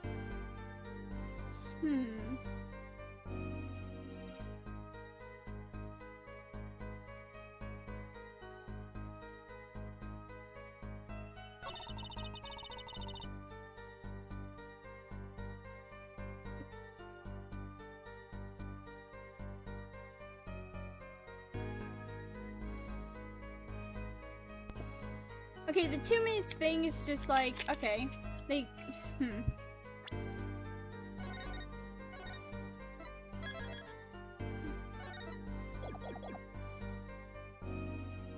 Hold it! 2 minutes? Yes, it can be done in 1 minute if you are running in that cramped dark tunnel above the ceiling. Mr. Attorney, have you forgotten? Dark or lit, it makes no difference to me.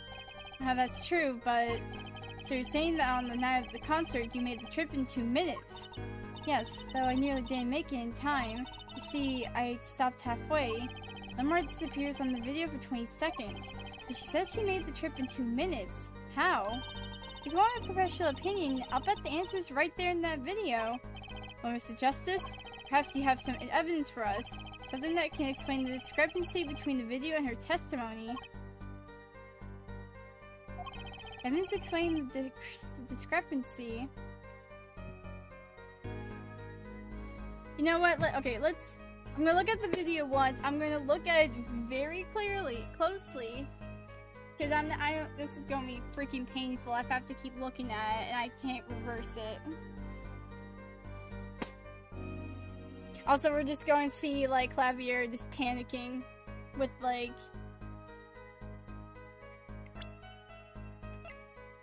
Nope. Hold on, let me save first.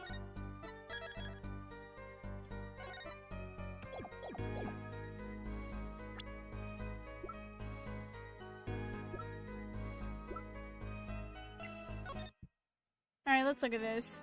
Oh wait, I can.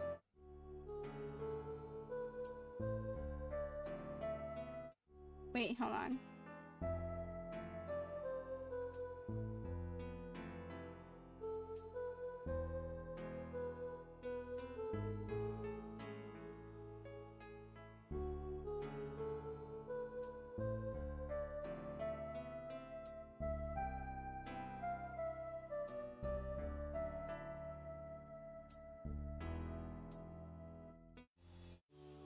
We're skipping.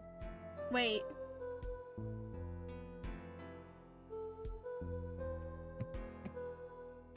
Okay, I know. Okay, I know what it is. I know what it is. Yeah, I have evidence. Yeah. There's one piece of evidence that explains the discrepancy between the video and the testimony. It has to be the brooch, because she freaking dropped it. Take that! Lemar, do you happen to remember this brooch? Aha, the brooch. We saw that yesterday, did we not? It was found at the scene, Your Honor. And you're bringing this up now. Why? I thought we had already determined that when that was dropped. So did I, but we hadn't. Take another look at the video.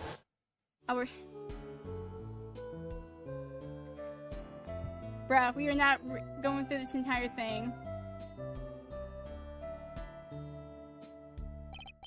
Here you can see she's wearing the brooch. So she is. Let's look a bit later.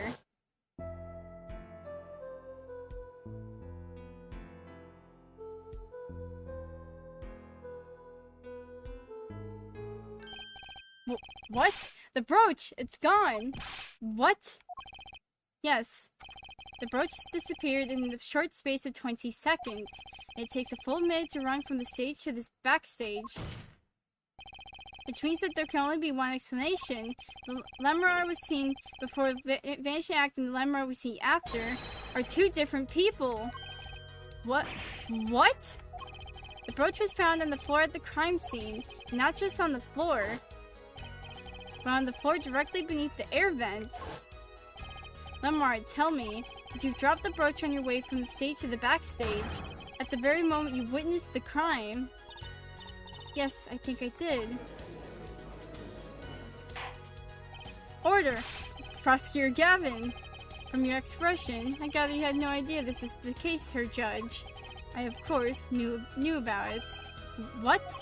Don't get me wrong, I wasn't hiding it. It was just never occurred to me that the switch and the shooting took place at the same time. So, I was right. There was a switch. There was. Just before the stage tower rose, Lemar was replaced. While we were on the subject, just who was this replacement to Lemar? Why, the man behind the illusion, Valence Grimare. It was Grimare. That's quite the illusion, but I still don't get one thing. Yes? The switch happened before the tower rose, correct? So you weren't on the stage. That's right. But this, fake Larimar is still singing, and she's pretty good. That's true. Come on, Apollo, that's an easy one. They were just playing a recording. The Gaviners aren't some kind of air guitar band, Fräulein. Oh, hold on.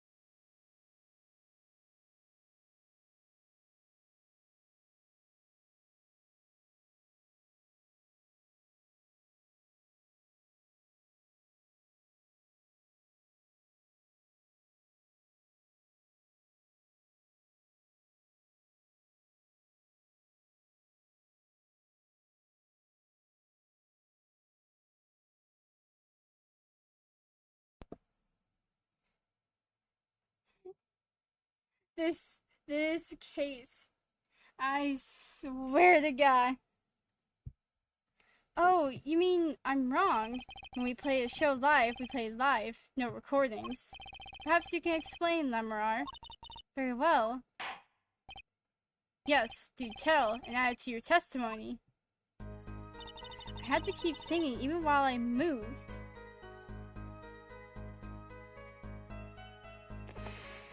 What? Hold it!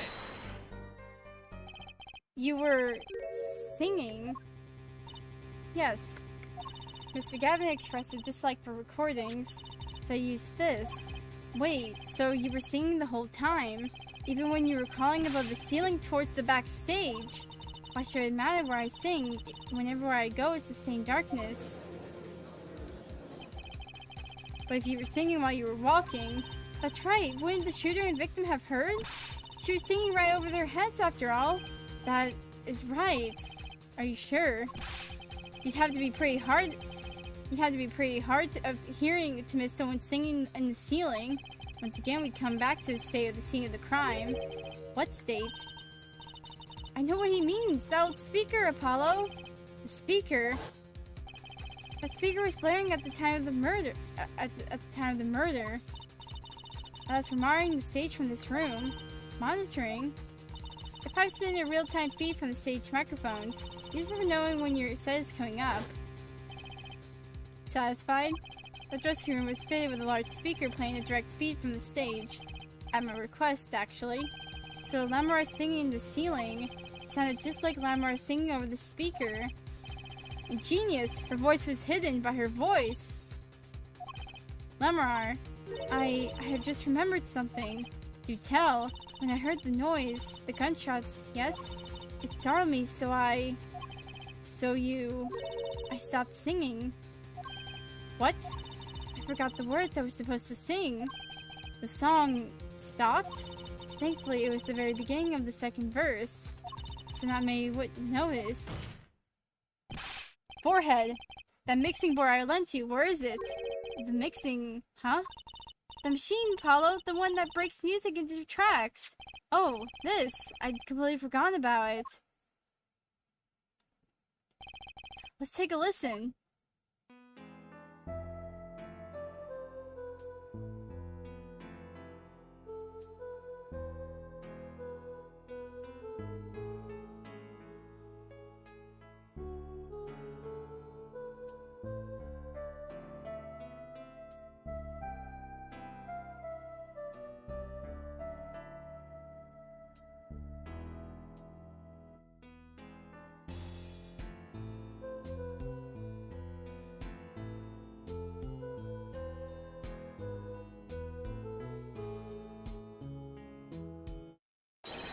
The song does stop there.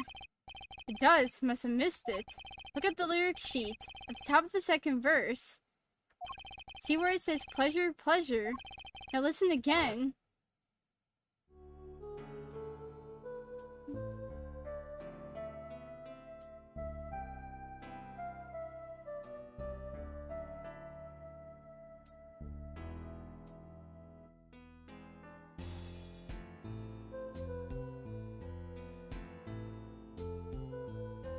Oh, wait. Oh! This is evidence indeed. I believe we were guilty of making a terrible mistake. The crime didn't happen during the third set. It happened during the second, during Lamorar's ballad. If that is true, and no one's on stage during the second set could have been the shooter, which means that Darian Crescent could have done it. He wasn't on stage for the second set. Well, Prosecutor Gavin? Fascinating. I don't believe I'd ever seen a trial turned around quite so thoroughly. Yet one problem remains. What's that, Prosecutor Gavin? Her forehead's theory does have a certain kind of logic to it. Yet it is entirely based upon Lamorar's testimony. Yes, is there a problem with this? Well, it's quite simple, though it pains me to say it. What if she is lying to protect the defendant? Objection! We have no proof. All I'm saying is that the truth is as yet unclear, until we hear directly from the man himself. Man, you don't mean... Yes, though he is a friend and band member, Darren Crescend must take the stand. I see no other way. As someone with a new perspective on the case, as her suspect, to be frank. Finally, the rat's coming out of his hole, and I'm ready to catch him. Darren Crescend, get ready for justice! This is as good as time as any to pause for a brief recess. Prosecution will summon the witness. Have him here and ready by the time we begin. I'm the last man who needs to be reminded of what his duties are. Very well, court is adjourned for a 15-minute recess. What the fudge? What the actual...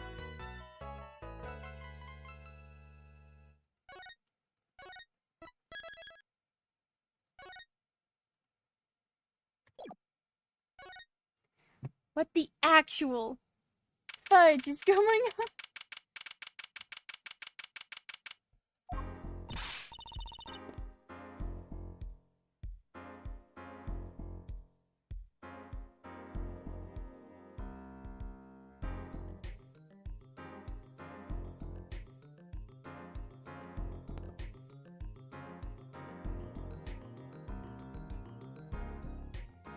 Apollo, I can't believe it! It really happened during the second act. And right in the middle of Lamar's performance! The reason why she was in the air vent, and that switch in the flaming guitar, and you link it all together, that's what you end up with.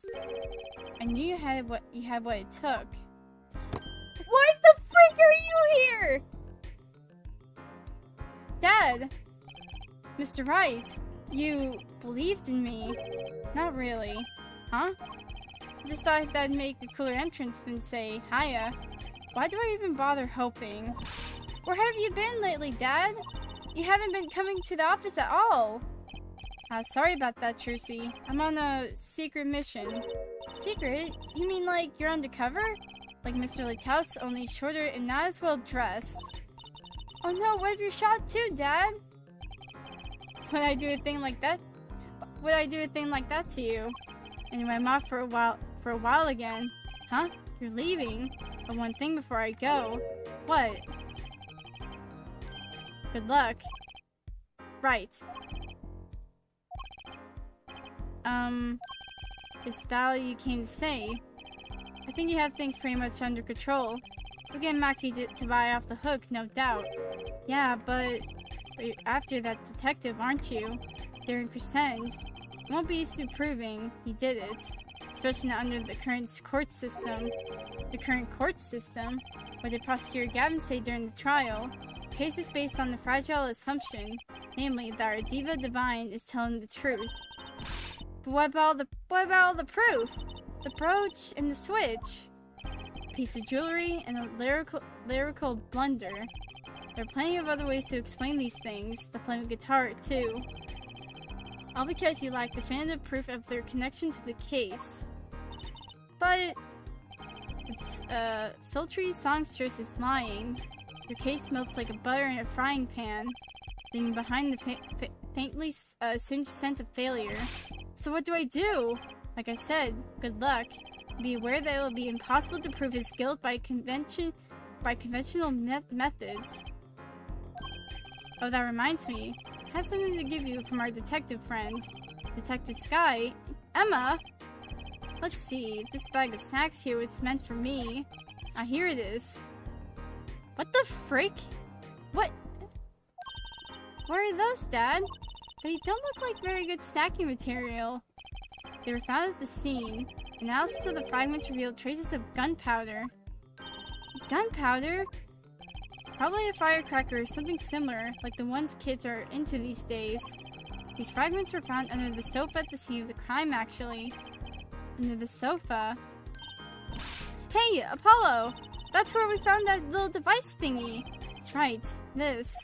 Well, finally some evidence that makes sense. Burnt fragments added to the court. What the frick? It's all for me, I suppose. See you after the verdict. Maybe. Right. Every man has an igniter inside him. Excuse me? Find Darren Crescent's igniter and set it off. And he walked out the door just like a magician. Normally. What does he want us to do? No conventional methods? What does that mean? Guess we just have to take his advice and hope it makes sense when the time comes. I guess. We're almost at the finish line. Hang in there, Trucy.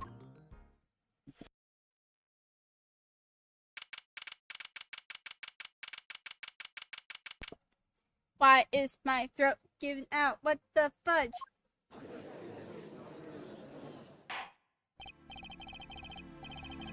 Okay, hold on.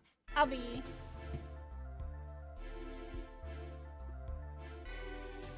right back.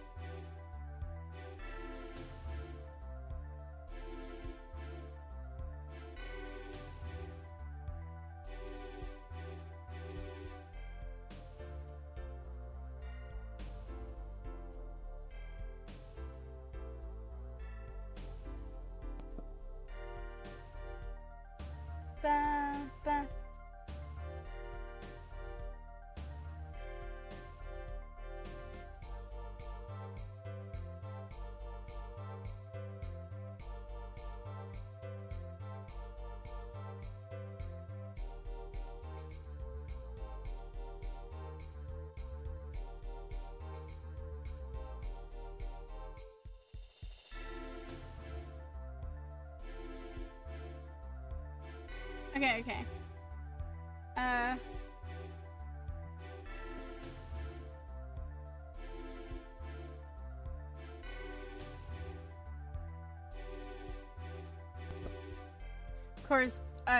Course now back in session. Prosecutor Gavin vs. Detective Crescend is in the witness lounge, ready to be called at any time. Very well. My ad, I don't believe any of this. Darian was the first detective I ever worked with.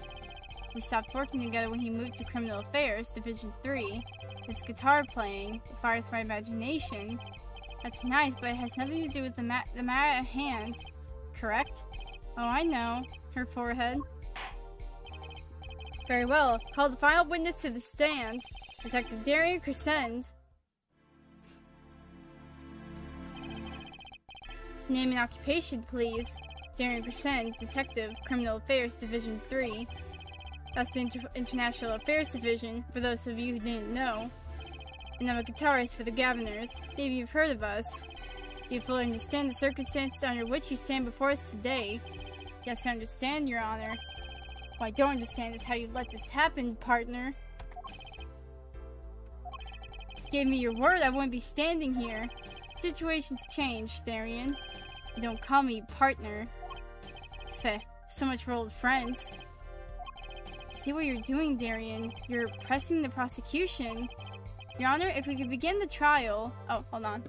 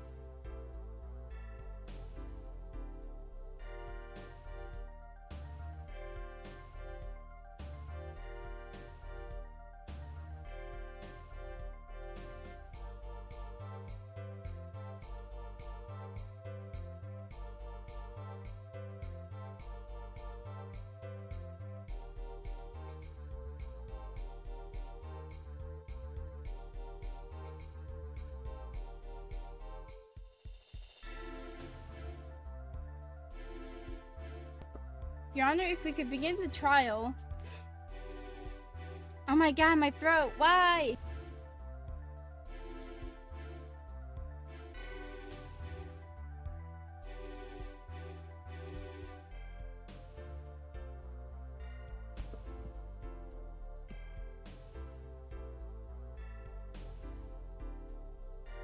If it can stop. The throat... My throat is just like, nah. Your Honor, if we could begin the trial... Yes, it's high time we did. Let's hear your testimony. You may begin with your response to Lemurar's testimony, if in fact you have anything to say about it. I got plenty to say. Lying must be a national pastime in Virginia. And wherever you're from, Mr. Justice. Ha! Conventional methods are out of the window, huh? Here goes nothing.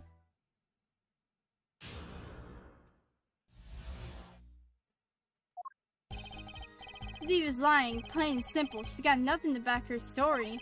In the first place, she never heard my voice. She forgot the words because she heard gunshots, as if. Didn't Detective Emma Sky hear those gunshots during the third set anyway? The shooting took place when I was on stage, man. So you claim Lemurar's testimony was a lie. Hey, don't get me wrong, I dig what she's doing, trying to protect that kid. She's got the court eating vague statements out of her hand just because she's blind. You go too far, Darian. Look, all I'm saying is you got a reliable witness. Why not listen to the detective? Detective Sky. I see. Mr. Justice, you may begin the cross-examination. You didn't waste any time finding our weak spots. I can't do this with Lemurar's testimony alone. I'll have to find some other way to prove when the shooting took place. I still need to look back at the firecracker thing that we found earlier.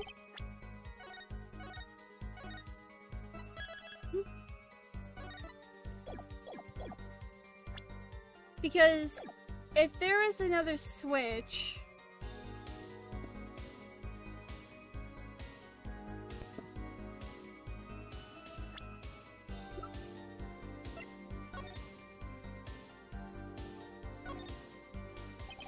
So you think this was some kind of firecracker?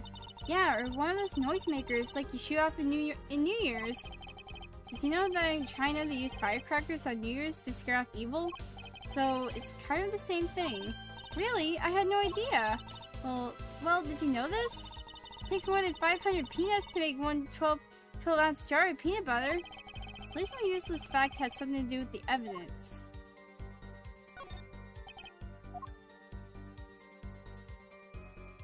If this was found underneath, like, the sofa... Found the crime scene during the gunpowder residue, possibly a firecracker. This is probably near where, the thing had set off, so... Someone must have placed it there and made it seem like there was gunshots that had been fired during the third set. I just don't know how to tie this...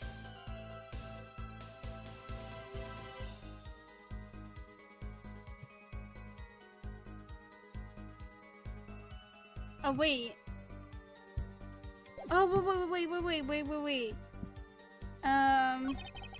In first place, she never heard my voice. She forgot the words because she heard gunshots, as if.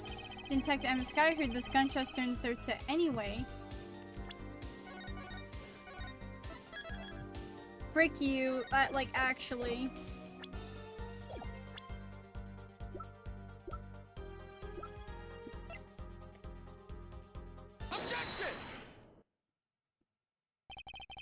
Some things were found at the crime scene after yesterday's trial. What things? First was this small device. That's the remote triggered igniter. Correct. And one more thing. What are those? The remains of something burnt. Not another guitar, I hope. Traces of gunpowder were found on these fragments. We have a report that it was something like a firecracker. Huh. How did Gavin know about this? What, you think Detective Sky works for you? I received the report this morning before coming here. That's why I made my decision, actually. What decision is this, Prosecutor Gavin? Roger Darian as a witness to today's trial, just in case. This raises another possibility. Those gunshot-like sounds during the third set could have been two firecrackers rigged to go off by remote control. Ha! You got an active imagination, don't you? You shouldn't say every little thing you think. Your explanation there seems a bit too convenient to me. How so? So you're saying these firecrackers just happened to go off, right when two witnesses came walking by? That's right. Darren was out stage when it happened, Apollo. How would he know someone was backstage right then? Firecracker goes off in the forest, there's no one there to hear. You get my drift? Why go through the trouble, man? How do I explain this? He may not look it, but Darian is a gifted detective, showing weakness, and he's sure to find it. He may not look it. He may not look it. Partner? Gee, thanks, man. That reminds me. I happened to pass through that very hallway several times that day myself. I saw something odd there just before the third set. Something odd? Headsets, the kind of all the band and staff members were wearing. That's right. We picked this up in front of the door to that dressing room. What if that headset wasn't dropped but placed? And what was it? And what if it was turned on? You hear what was going on in that hallway, even if you were out on stage. Feh. Whose side are you on, Gavin? Listen to me, Darian. There's no sides in the court of law. Which is why I now turn to you, her forehead. I have a question for you. Huh? For me? The igniter and the burnt fragments that were found at the scene of the crime. It certainly is a possibility that they were part of a ruse to fake the sound of gunshots. Throw the headset from the hallway into the mix, and you could fabricate an alibi.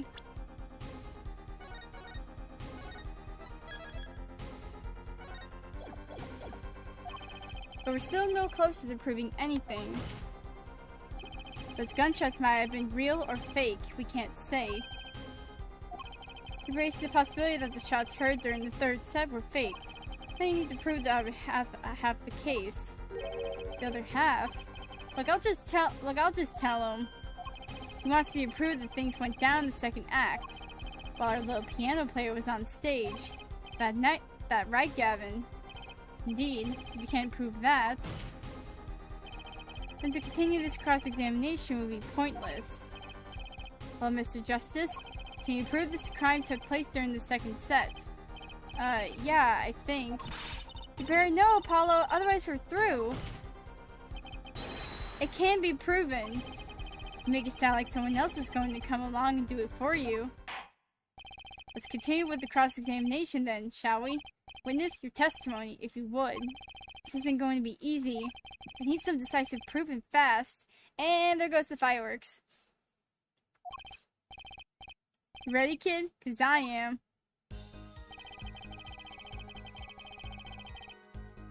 The shooting took place during the second set. If you're so sure, let's see your proof.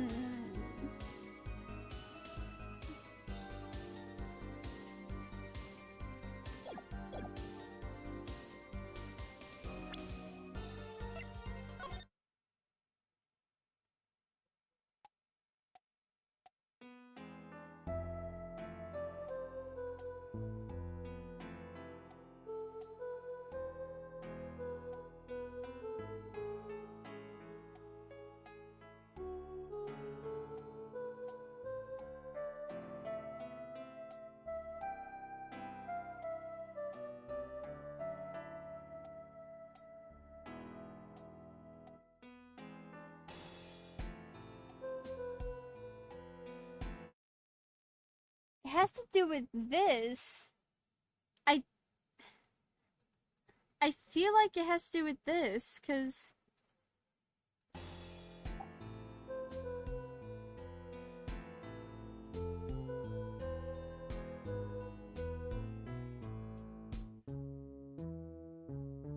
Okay, that's the...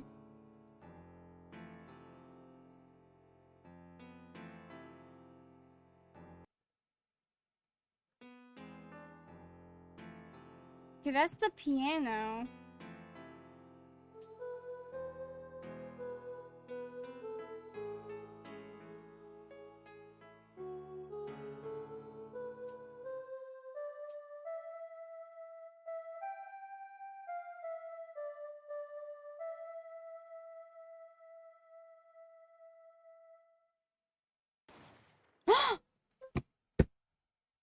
There we go. Yeah, okay, yeah, I know. I got your freaking proof. Objection! It seems there was clear proof left behind. Right here in Lemurar's song. Her song? What exactly is this device thingy? A new variety of gramophone, perhaps? Come on, we just used this, and don't get me started on gramophone. This device was used to record the performance part by part. Part? You move the sliders to adjust the volume. Each instrument is adjustable separately, Lemurar's voice included. Oh, what does this prove? According to Lemurar's testimony, at the moment of the shooting, she forgot the words to the song. Ah, you intend to examine the recording at that moment, yeah? We might even hear those gunshots. Exactly. Ridiculous. How are you supposed to hear gunshots back in that dressing room out on stage? Have you forgotten, Darian? We were all wearing these headsets. Oh. We were all deeply involved in our performance. The Lemurar's headset would have picked up what she heard all the same. Then let's get to analyze the recording. Right now, Lemur stopped singing when she heard the shots fired. Find that spot and I'll find the gunshots. It's this. And this...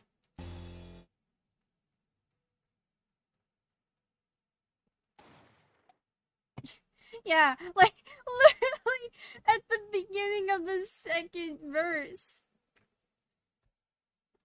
Take that! I put the volume down. Your Honor, listen closely to this part.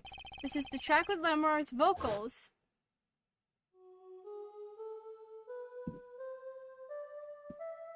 The freaking firecrackers outside, though.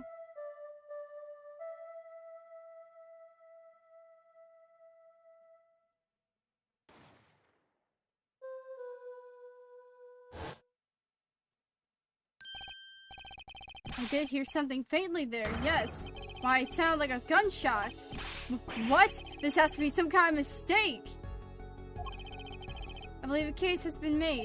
Gunshots were heard during the second set, which means Lamar's testimony was true. Grah. Order! So she was telling the truth about what she heard. There's the other man speaking, not Mr. Lataus.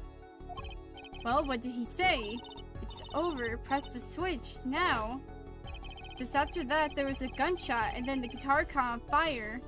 Detective Crescent, you weren't on stage during the second set. You could have done it. But why you only hear one gunshot on the recording? Weren't two bullets fired from this weapon? Lamar was moving through the air vents, Your Honor. She must not have been close enough for her mic to catch the first shot. But then, as she passed over the dressing room,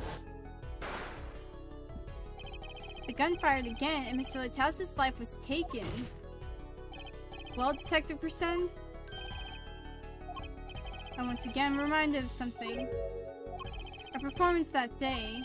Your performance. Seeing the mixing board jogged my memory. You were there too, her forehead. Was with today. Problem after problem at your tongue. My hog won't start, my guitar case is busted. My guitar's been burnt to a crisp, and to top it all off, someone's dead. And then there was the performance just now. What was that all about? This part is off. Which is that? Second guitar. It was you, Darian. I thought it was strange at the time. How could you miss such a simple cue? I know you. I know how you play. You're better than that. Yeah, well, You what? And Prosecutor Gavin, where are you getting at? I'm talking about the murder weapon, Mr. Lataus' .45 caliber hand cannon. As we have learned, even the shooter doesn't go unscarred with a revolver that size. Kickbacks is enough to dislocate your shoulder if you're an amateur. Wait, you mean this playing was effective because he hurt himself shooting that revolver? You're forgetting something. Yes, Detective Crescent? I'm a trained public officer, you know. I've had firearms training, plenty of it. I'm no amateur.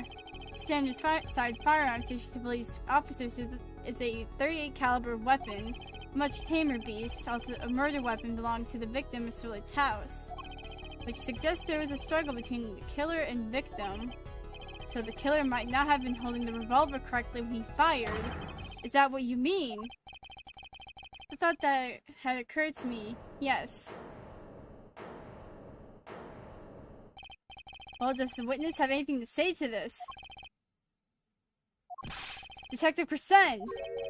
What I want to ask is what Mr. Sleeves rolled up ready for action has to say. Hey you, attorney. Me? Exactly which piece of your evidence is decisive again? You got a little noise on a tape that could do anything. And you have an alleged guitar cue missed due to a .45 caliber kickback. I weep for this case, Gavin. I really do. You can line up your little weak pieces of evidence all you want. I didn't shoot that manager, and that's the obvious truth. The witness has a point. The defense arguments, while persuasive, were not decisive. Bruh. I believe we should hear what the witness has to say in the response to the case so far. The testimony, please, Detective Crescent. Tell us your reasons why you couldn't have done it.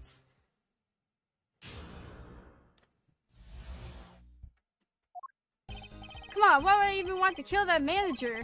You want a reason? Easy. I got no motive, man. This was the diva's first trip to this country, right? How could I possibly know her manager? If I didn't know him, why would I want to kill him? As a simple reason. A simple reason, indeed. Prosecutor Gavin, is the case that Mr. Lataus had not been to our country before. According to our records, yes, not even once. I see. Very well. Mr. Justice, you may begin the cross-examination. Great, now I need to find a motive. What motive could you have had?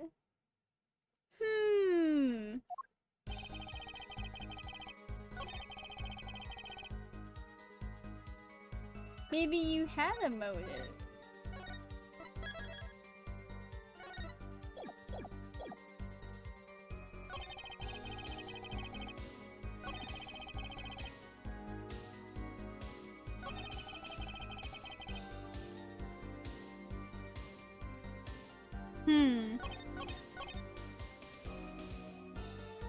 I think you did have a motive, good sir. I have an idea.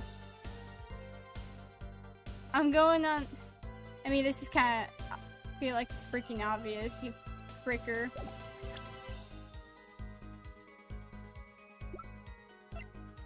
Objection! Your Honor, take a look at this. What's that? Looks like candy. Or it's not. Don't lick it, please. Detective Crescent, ever seen this? Looks like a piece of candy. What it is evidence. Don't lick it before you try it. Specifically, this is a replica of a cocoon. It was found among the victim's belongings. A cocoon, never seen one that color. It's a variety only found in the Republic of Virginia, nowhere else. Alright, but what is this cocoon replica doing in my courtroom? Sure, this has nothing to do with a motive for killing Mr. Litthouse. Does it? It does. Wait, I mean, I think it does. You don't sound so confident, man. A cocoon? Is it one of those silky cocoons? The kind that you can make, well, silk out of. Not this one. This cocoon makes a powerful curative. A curative? For what? Apparently it is most efficacious as treating a disease a disease thought incurable. It is the only medicine of its kind. However, it is illegal to take one of these healing cocoons out of Virginia. Whatever for? If it's such a miracle cure, why not share with the world? Yeah, that's what I've been wondering. We looked into the matter of some length. Apparently, it isn't difficult at all to manufacture the remedy from the cocoon. Yet, if you change the process only slightly, we can easily make a large quantity of something else entirely. A deadly poison, in fact. Oh, of course. There always is that. I was thinking about that. Like, oh, if it's a cure, then like, why not share it? Because like, there's the possibility, if in the wrong hands, someone could make poison out of it, or at least if someone botched the thing up. What? There was an incident several years ago where some of these got out into the black market. It caused quite the commotion in the global community, though the media was kept largely unaware. Intriguing. All this had led to a strict ban on the cocoon's export. When originally enforced by the Interpol among others. Interpol. Right. The victim, Romain Litthouse, was an Interpol agent. Detective Crescent, you insist on referring to him as a manager, but that is misleading. Romain Litthouse wasn't killed as a manager, he was killed as an undercover agent. So I was trying to smuggle this gumball into the country? That what you're trying to say? You're saying that could have be a motive for murder. So I was going to sell it to the black market, make myself a pretty penny. Ridiculous, I mean, totally unthinkable. Unthinkable, you say? Why? Perhaps it's time for another testimony about the smuggling of cocoons business.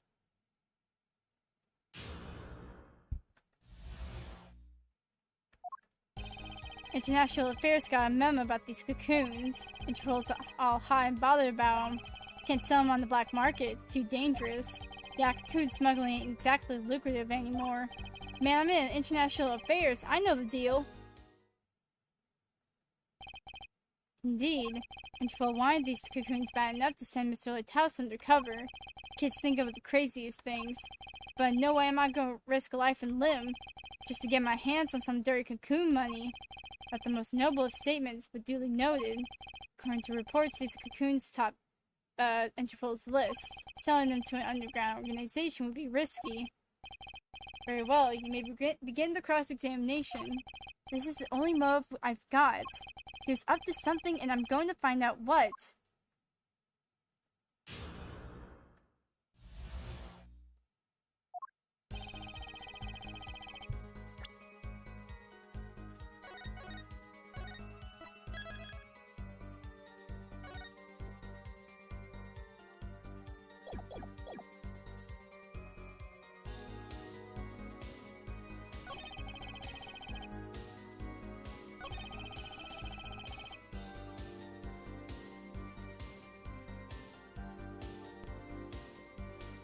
Okay. Hold it! Oh, I need to save. Oh, wait, no, I did. That memo, what? That's how you knew about the cocoons. Oh, nice one, nice one. I'm running this scared now. You had to know about the cocoons to plan this. Just how well known are these cocoons?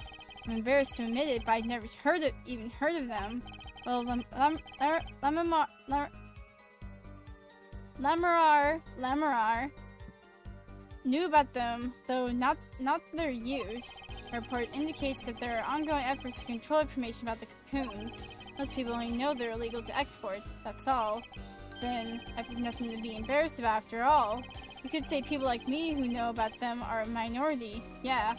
But that includes everyone in international affairs, man. And everyone in Interpol too, for that matter, yeah. Oh, hold on.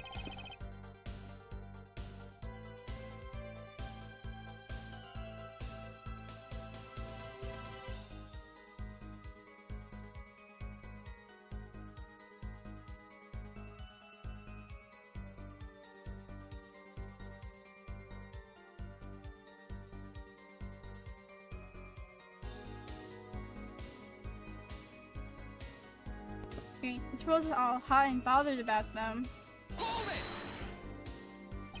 So there are other Interpol agents like Mr. Lataus all over the world, likely, deep undercover, most of them. That's why these cocoons are too hot for the black market. You don't want Interpol sniffing through your wares. Most came to the conclusion that you can't sell them on the black market, too dangerous. Dangerous? Yeah, Interpol finds you, they'll arrest you on the spot. Or another marketeer might think you're a part of a sting and make you out himself. Times have changed. Hold it! But wouldn't scarcity drive up prices? Yeah, and attention. Every gangster and his brother would want a piece of that action. They'd turn your forehead into Swiss cheese before you could say objection. Maybe we could get him to cut his hair too. Who's on trial here? Who's on trial here again? Man, you so obviously know nothing about the market. And that's a bad thing? Don't even try to mess with me about this stuff. I'm in international affairs, I know the deal. Hold it! Which is why you'd know how to find a loophole in the system. Okay, you can say what you want about me, but back off of international affairs. There ain't no loopholes, okay? What do you think we are, Boy Scouts? That wasn't what I was trying to, down, Darian. It's as you say. There are no loopholes, at least in the case of these cocoons. International affairs, Interpol, and Virginia Customs are all watching. See, we know what we're doing. Not like some yipping, little doggies that laugh at every word that Diva says. Why, I oughta what? You want some of this? Chill, both of you. Let's do this cool, ja? Screw cool, I want this guy's head on a stick. The replica has to be the key to his I'm sorry, what the fudge?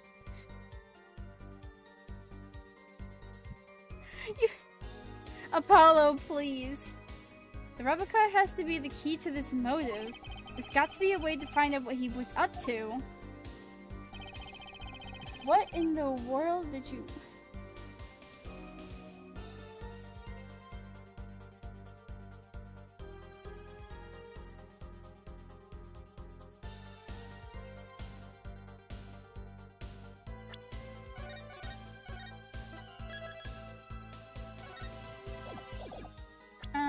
Okay, let's see.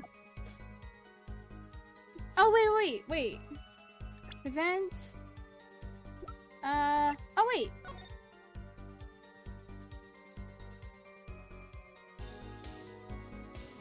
This is why it would... Oh, wait, yeah.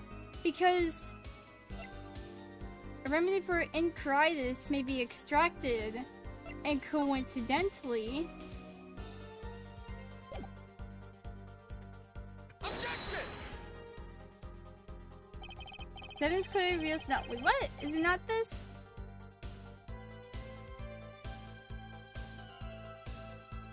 Wait, hold on. Oh wait, I think it presents it on like the wrong thing. Wait. You know what? I'll take the hit. Exactly what the evidence in the statement just now related. They aren't, are they? Not at all. So Justice, please think the facts over before making accusations. Don't think that won me any points with the judge. Got these. What's up the cocoons?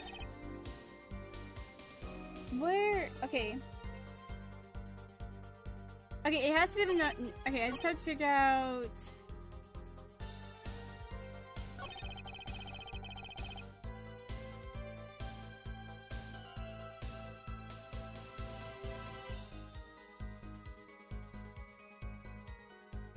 Okay, ain't exactly lucrative anymore.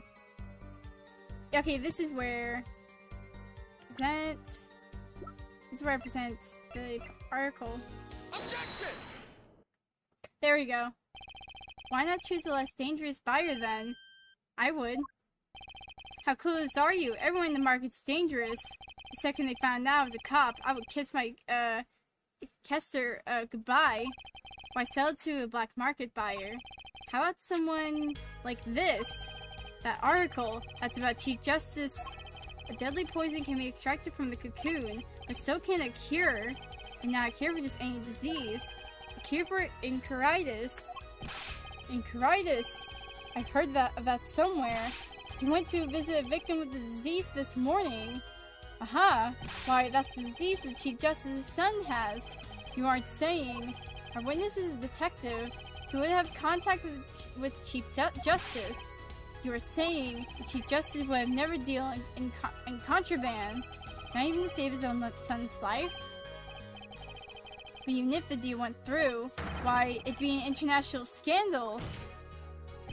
That's Detective Crescent's insurance. If word ever got out, the one with his neck on the line would be the Chief Justice. Detective Crescent, is this true? First I'm a murderer, now I'm a smuggler? How many crimes are you trying to pin on me anyway? Distasteful as it is to think about it with if the Chief Justice were the buyer. Why, a seller couldn't hope for a better deal. A very cowardly seller.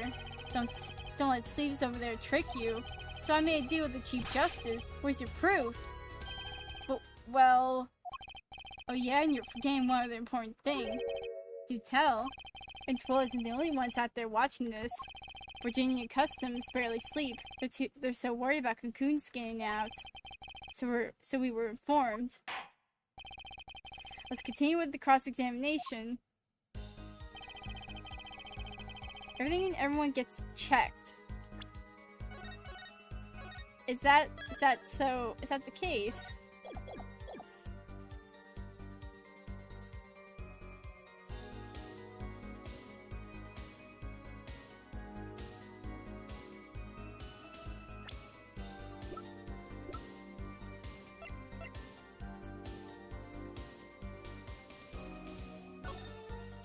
Or did we ever? Oh, we never even looked at the guitar case.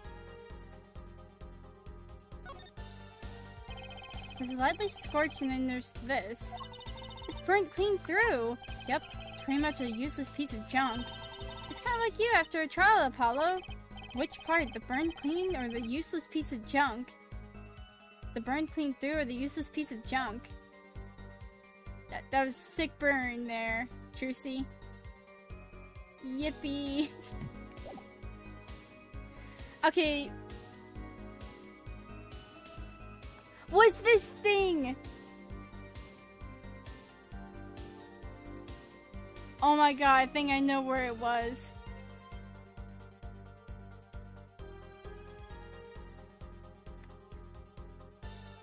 Objection!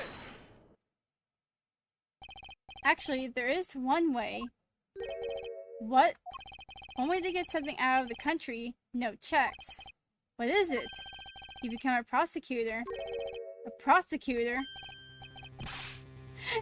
And he figures it. The one time that, like, we figure it out, and Gavin's like, wait a minute. I don't believe it. Believe it, Prosecutor Gavin.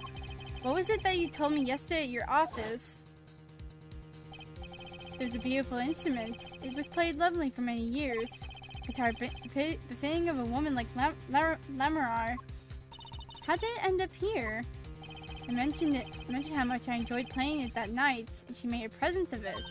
So this guitar is from Virginia. That it is.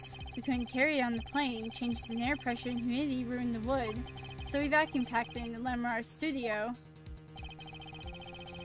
I used a special shipping service available to me for transporting evidence. They brought it right up to my office for me. Pristine and untouched. Did I get that right, Prosecutor Gavin? Untouched. Quite. The guitar was wrapped in several sheets and vacuum packed in Virginia. The pack was untouchable until the day of the concert. Are you saying that guitar was...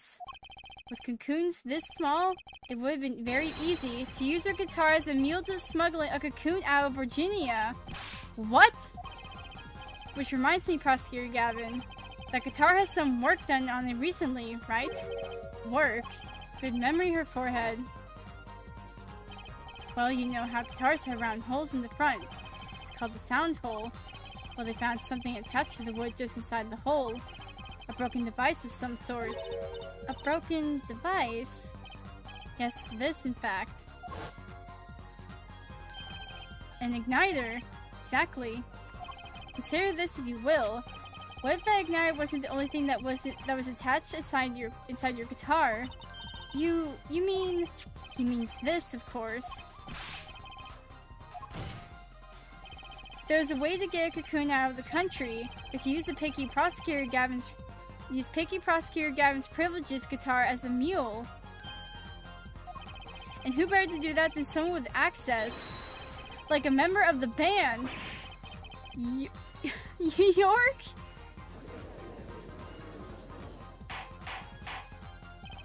Order! Order! Order! So the igniter was placed in there for a clear reason, it seems. It was a safety precaution. Precaution? Ah, her forehead. Last it all comes together. Every strange thing that happened that day. Care to review? May I stir the gentle sounds of Lamour's ballad, if you will? First, my keys were stolen, a harmless misdemeanor, which forced me to break the lock of my guitar case.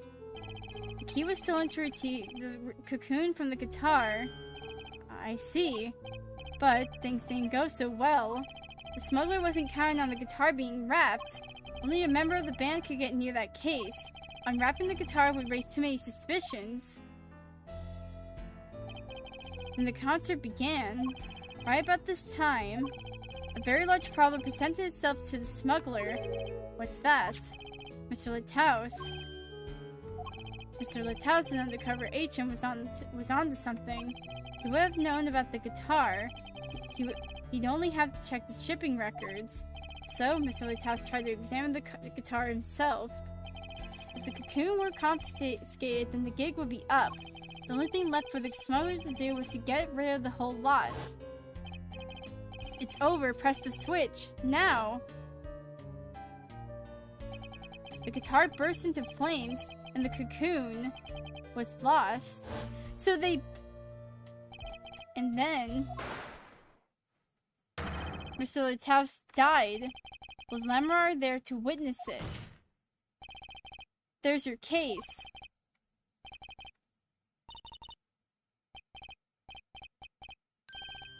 Brilliant, man. Detective Percent? I gotta know, you make all that up on the fly? For a made-up story, it makes a great deal of sense, Darian. Feh, the Republic of Virginia? Sorry, man, but I haven't even been there. I thought you freaking were, man. Sure, you haven't. How, let's see you make up a story for that kid. How I hide the cocoon in the first place, huh? It's not so hard to imagine. You had help, a Virginian accomplice. That's all. That you had an accomplice was clear from the start. The voice Lamar I heard proves it. It's over, press the switch. Now! You made this transmission from backstage, while your co-conspirator was on stage. But who was it? This is it, the coup de grace. And for once I know what I'm doing. There's only one person who could have helped him. Oh my god. I'm sorry, Mackie. I'm so sorry, but like...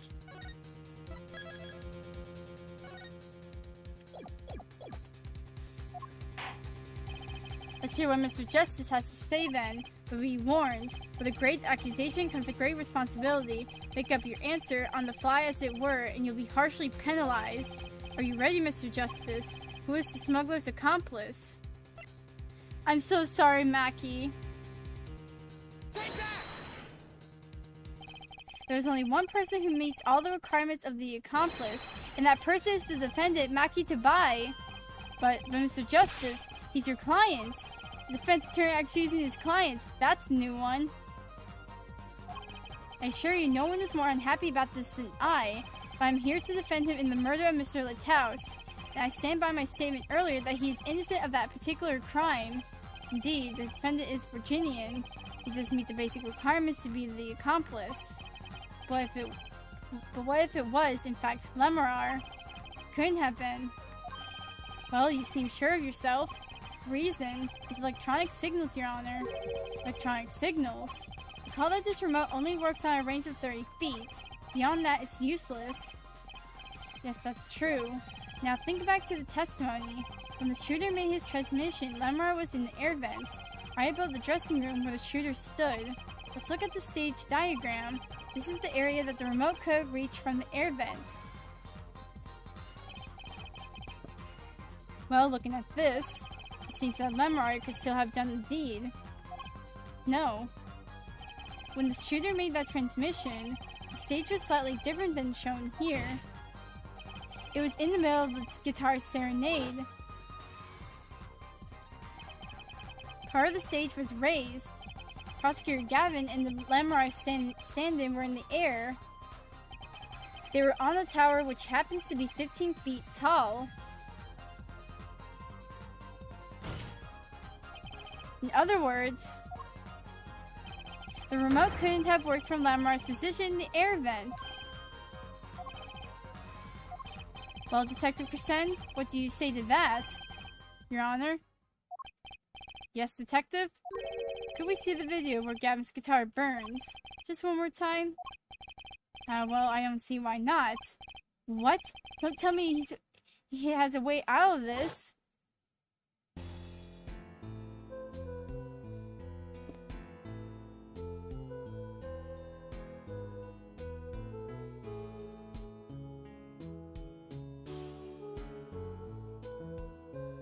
Wait!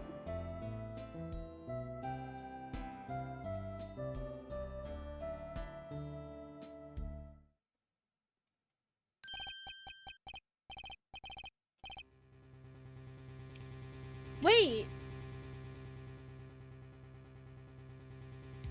It was sparking!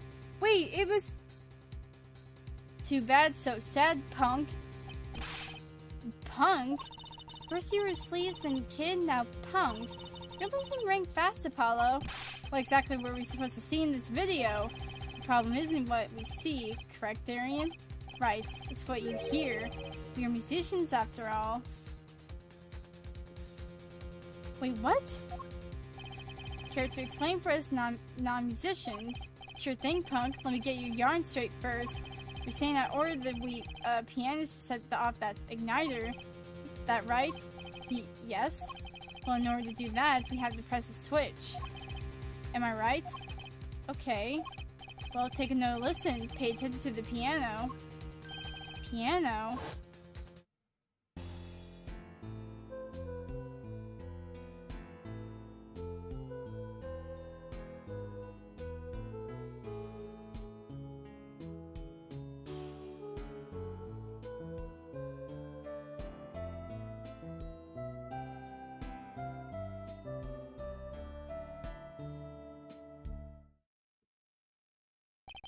What seems to be the problem there? The piano sounded just fine. And that's the problem, man. You still don't get it. Yeah, how's he supposed to hit that switch if he's playing? It was in the piano! It was in the piano! It was in the freaking piano! Guess we found in the piano. You hit a certain key and it ignites it. You're freaking stupid, Darian.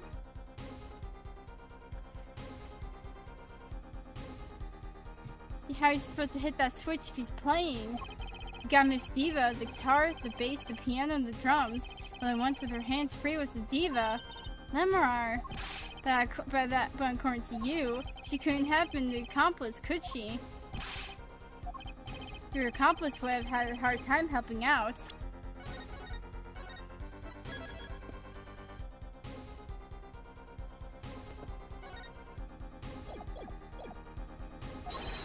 If they couldn't even press a switch. What's with Apollo's face?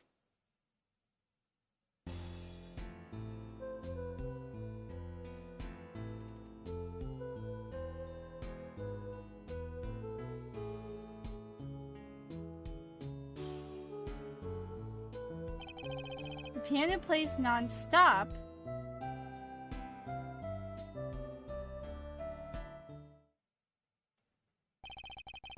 Couldn't have pressed that switch. Well, Mr. Justice, the piano does seem to be playing when the guitar catches fire. Well, it's okay. We all make mistakes sometimes. Apollo? Where?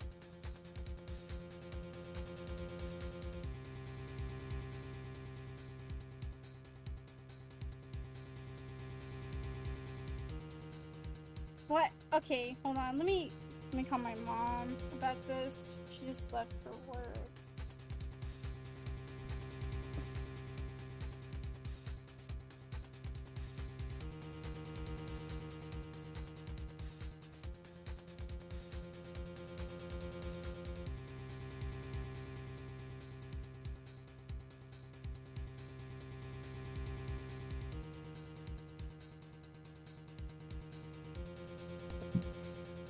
Okay. Yeah, I have no idea what's going on. Like, we switched it to, like, fiber internet and, like, back to Spectrum. And it's, like, both of the things are just going wrong.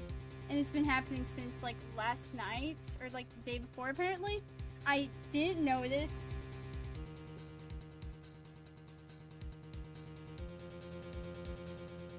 Okay, but... Oh my god. This is the... third freaking time it's just going off. How much did y'all miss?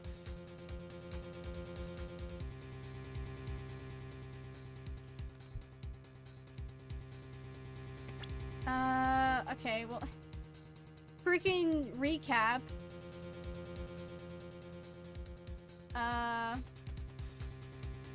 Everything makes perfect sense. How could it all just strange? What's strange? No, it's just something's odd about the performance there. Odd? Mr. Justice, if Maki Tabai didn't press that switch, then he could not be the accomplice you claim he is. But everything points to it. Every fact that says he's the accomplice. You got the facts wrong, man.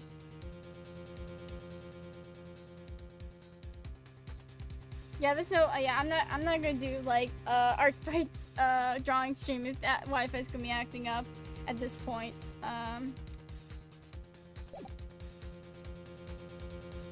Oh my goodness.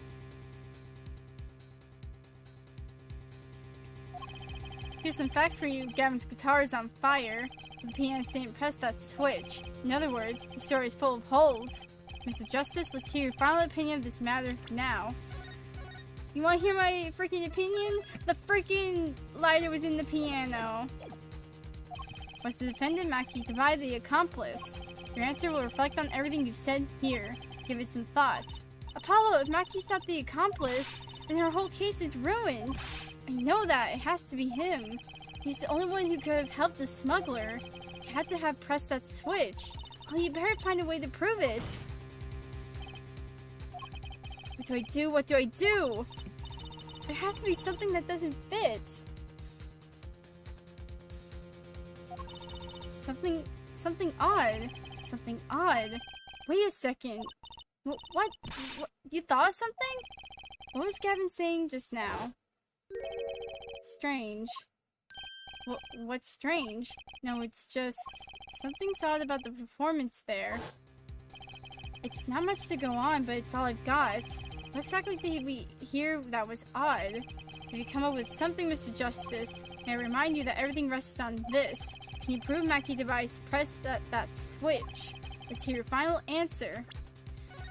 Oh my god, yeah, he freaking did it. Can you prove that Mackie device? Press that switch.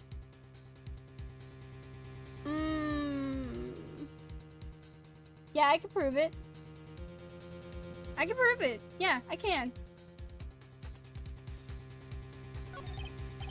I don't know if you call this proof per se, but I can prove it was possible. And as prosecutor, it falls to me as you can ask you to show us the evidence supporting this. Your forehead, you're sure about this? Ha, accepted. There's no evidence, man. Let's see your evidence, Mr. Justice.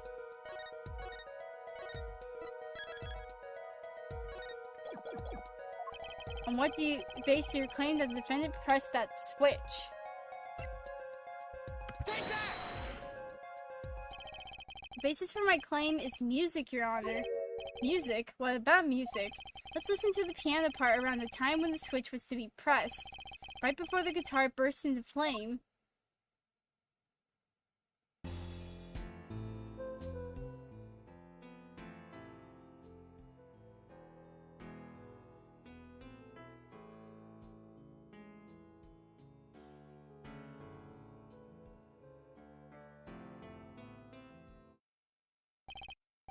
I hear a piano being played. But doesn't it sound kind of simple? Simple? I think I know what he's suggesting. You think Mackie could have played that part with one hand? One hand? He only needed one hand to press that switch. He could play the piano with the other. What, you're some kind of piano savant? Actually, no. Then what do you know? You can't play a part like that with one hand. Maybe I don't know what I'm talking about here. Wait, I know, hey! Wait, I know, hey Trucy! Yeah, you got something? Mr. Wright, your father, he's a pianist. Could he... Oh, Dad? He couldn't play a part like that even if he had 3 hands. So sorry, so sad for you. No, not really. Huh? What was that? That was just the easy way to prove it. There's always the hard way. Man, how are you going to prove whether he played it with 1 hand or 2? You can't. I admit it would be rather difficult to prove, but it's highly likely he was playing with 1 hand. How do you know that? The clue is what Prosecutor Gavin described as sounding odd. What sounded odd? I bet we could tell by listening to a certain part of the song. No way. Well, it seems we've come to the moment of the truth at last. Let's hear what Mr. Justice has to say for himself.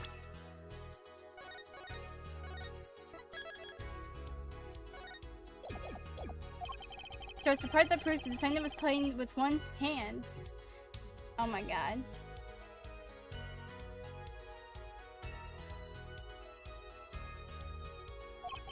Right before the guitar burst into flame, Mackie was definitely playing one-handed just before the guitar caught fire, and one section of the song proves it.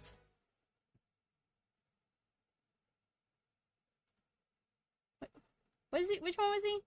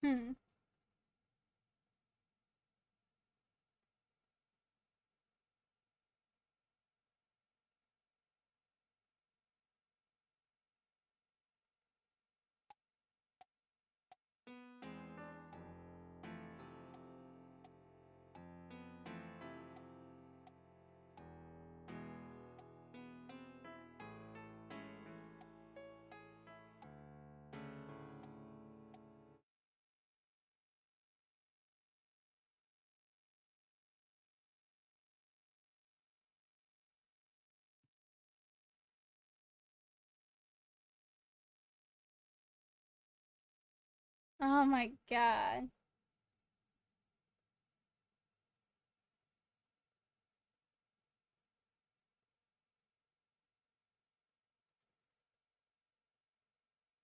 It had to have been, yeah, the first.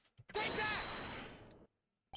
Prosecutor Gavin, I'm sure you realized by now just what it was that sounded odd to you. As I'm sure you realized to yourself her forehead. Realized what? I'll demonstrate. Let's listen to the part in question again, shall we? Pay particular attention to but a fleeting melody phrase.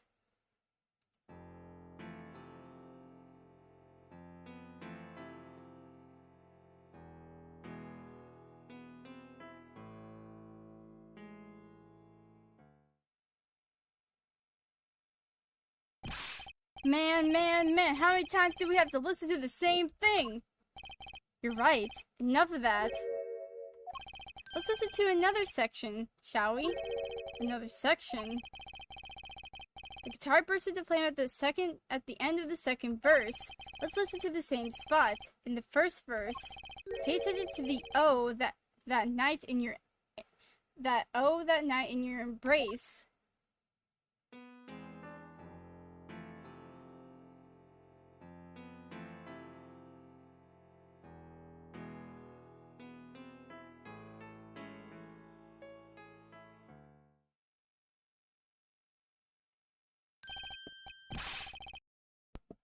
Play verse 2 again.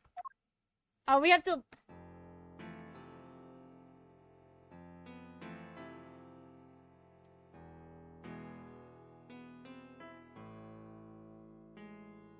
There, did you hear that?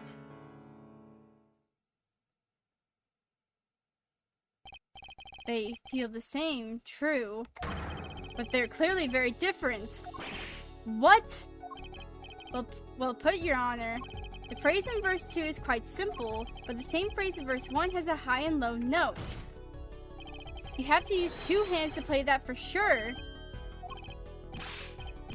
What's that to prove? I would think you know that by now. This is why I hate dealing with amateurs, man.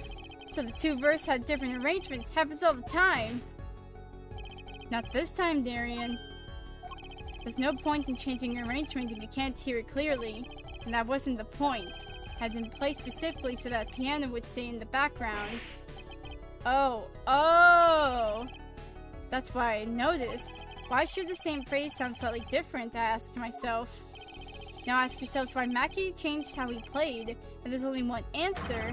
He needed a free hand in order to press the switch.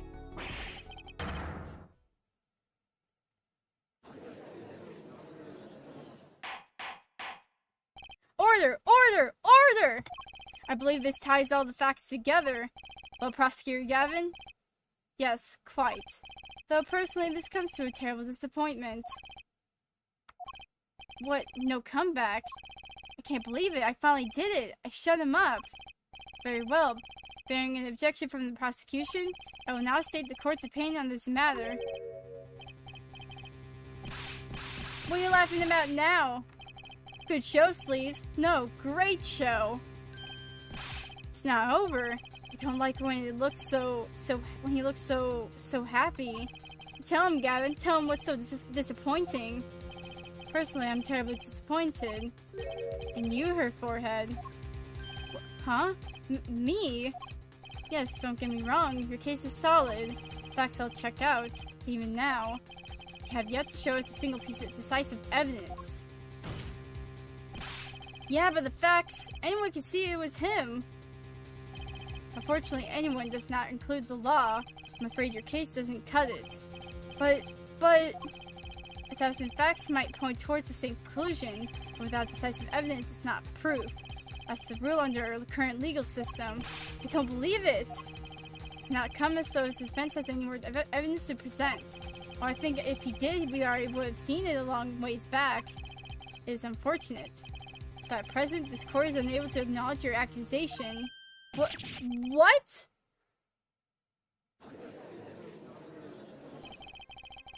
The truth is staring all right in the face. Why can't they see it? What's the point of a legal system that protects criminals? Apollo, remember what Dad said? Won't be easy proving he did it, especially not under the current court system. So what do? Like I said, good luck, and be aware that it will be impossible to prove his guilt by conventional methods.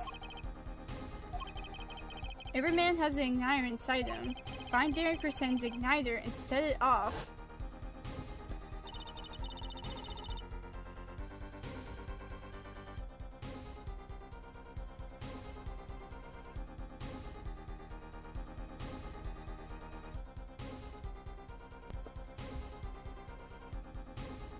I wonder what he meant by every man's igniter. I think he just meant a weak spot, no? The kind of thing that single spark could turn into a wildfire of emotion. I won't be able to press him any further by conventional means. I've got to find a weak spot in this guy, something fatal. So can I get back to work now, or what? It may look like I got a lot of time on my hands, but I got no more time to play pretend with this deadweight attorney. Well, Mr. Justice?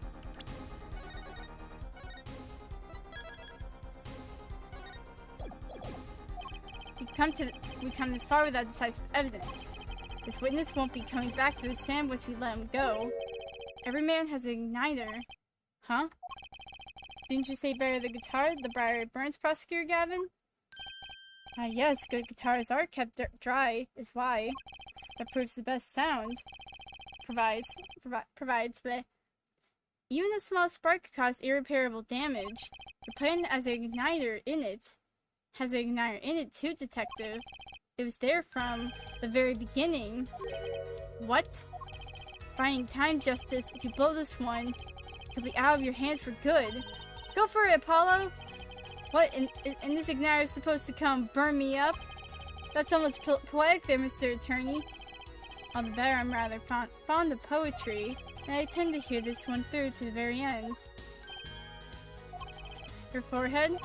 You are accusing this man, Darren Crescent, of 2 crimes, the murder of Mr. Lighthouse and the smuggling of a Virginian cocoon. This is your last chance to prove your case. This trial has already run on far too long. Mr. Justice, this will be my last warning. The moment this igniter of yours turns out to be a dud is the moment the cross-examination ends. Understood? Yes, Your Honor.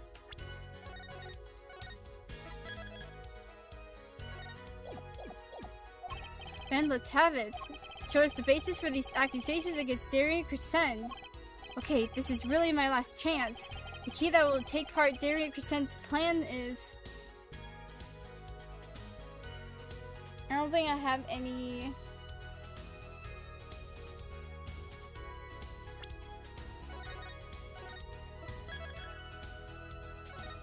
If we can prove that this was all set with the beginning. Your igniter isn't a piece of evidence. Huh? So what is... It is true that I couldn't show decisive evidence. Perhaps that what I need to prove my case was something else. You mean a witness? Proving his guilt is a tall order. But I've got just the person to do it. Very well, Mr. Justice. Who is this person who can prove Darien Crescent's guilt? Alright, Mackie. I know I freaking called you out, but you gotta help me out here, man. The one person who can prove Darien Crescent's guilt is the defendant, Mackie Tabai. Your client? Again? Mackie Tabai was an accomplice to the cocoon smuggling plot. Without him, Darien Crescent could not have gotten the cocoon.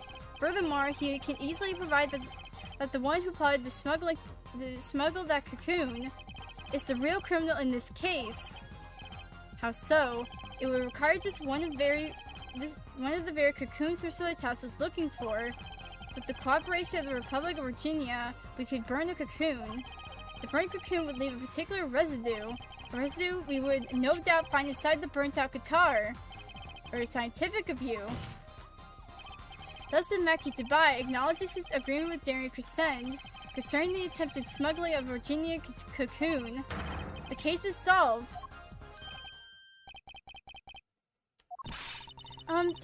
Darien's laughing again. Oh, you fricker. You wanna go, man? Your unrelated passion is remarkable. You really want to get me, don't you? Too bad you'll never be able to. Why not? The little key tickler won't acknowledge anything, especially not anything to do with cocoon smuggling. What's this all about? Taking a cocoon out of country means death. By Virginian law. Yeah, see? If our pianist really was a smuggler, then testifying about it would be suicide. Believe me, he's not talking. But you're wrong, Detective Crescent. What? It's the other way around. If Mackie doesn't admit to smuggling here, he's in deep trouble. Huh? How? Look, if Mackie admits to smuggling here, then he'll be tried in our courts by our laws. We don't get the death penalty for smuggling in our country. The victim in this case was an undercover Interpol agent. I'm sure that news has already reached Virginia, and the likely broadcasts are dealing in court today, including the part about the Virginia cocoon. Yeah, but if Mackie doesn't admit to smuggling now, he'll eventually be picked up by the Virginian police. It's not like he's in any danger in our court. We're not going to find him guilty of murder here, not now.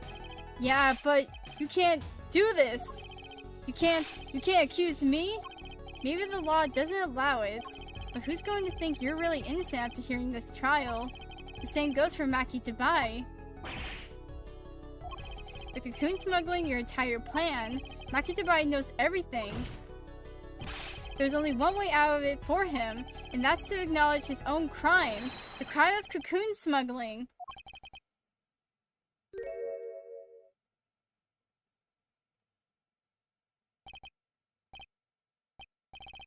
Don't worry there. I'll get you out of the country. I'll set you up someplace. A hidden mansion? Real nice. You want a house made of cookies? Or no, a house made of pianos. Come on.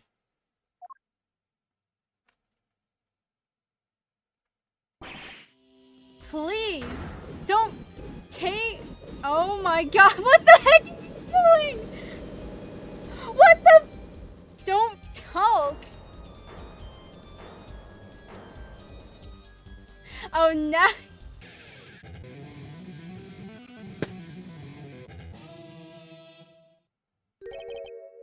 Darian? I consider that my last session with you. We rocked. I'm guessing we can't treat that outburst as a confession. This freaking... Oh, he's laughing again. There's a kind of sick desperation in it now, though.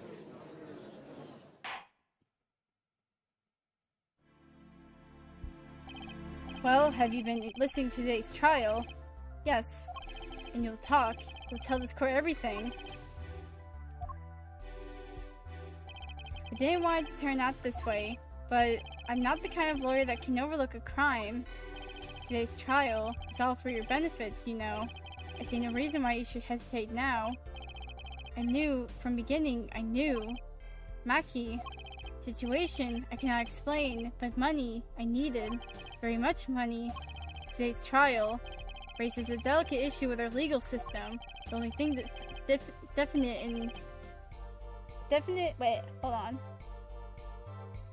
raises a delicate issue in our legal system. The only thing definite in our court of law is evidence. This is the golden rule. However, it has become apparent that not all things can be tied by this standard. Could another case of this sort surface, we may have to consider an alternate system by which to administer justice. Anyway, Mr. Mackie Tabai? Yes? I promise you will receive a fair trial by the laws of our country. And, with regards to the current charges for the murder of Mr. Lataus, this court is prepared to announce a verdict. I thank you. I only lie, but you see truth. You find truth. That's our job. Very well. This court finds the defendant, Mackie Tabai, not guilty.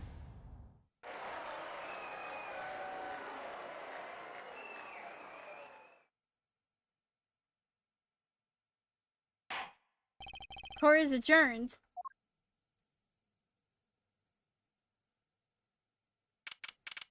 Holy frick. I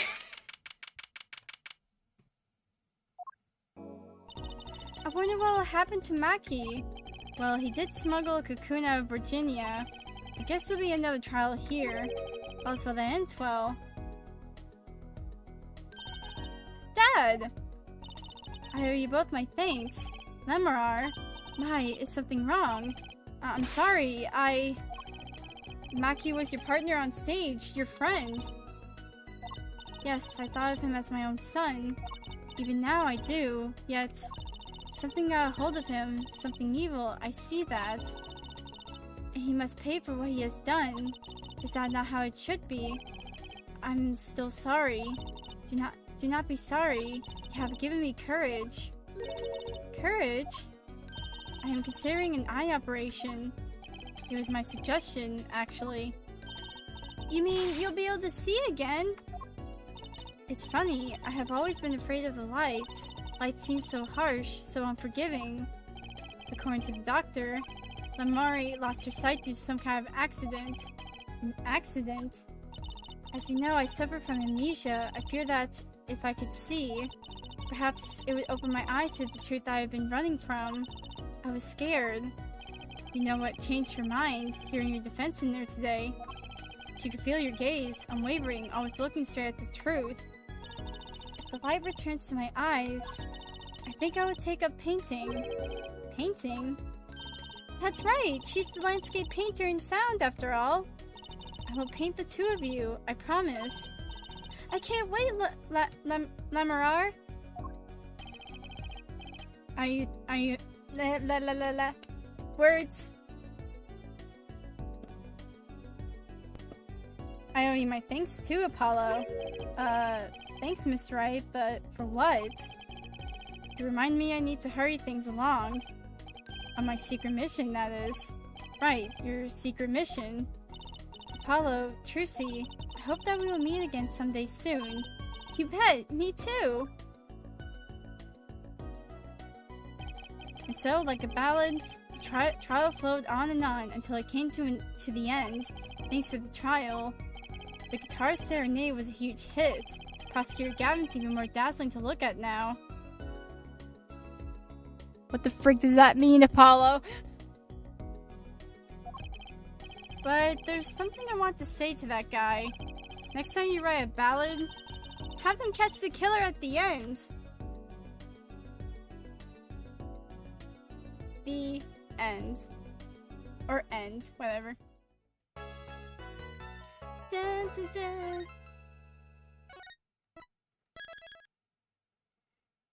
Turnabout Succession.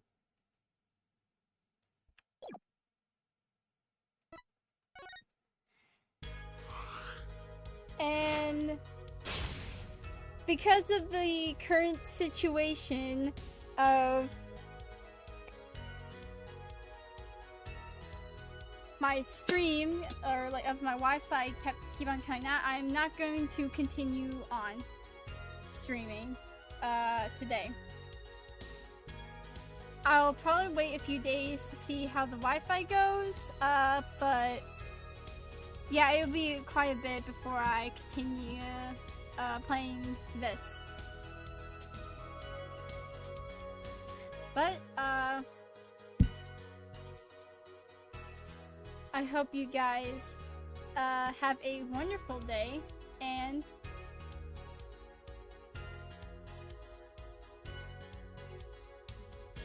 I shall see y'all next time. Oh, nope. Nope, wrong thing. God dang it.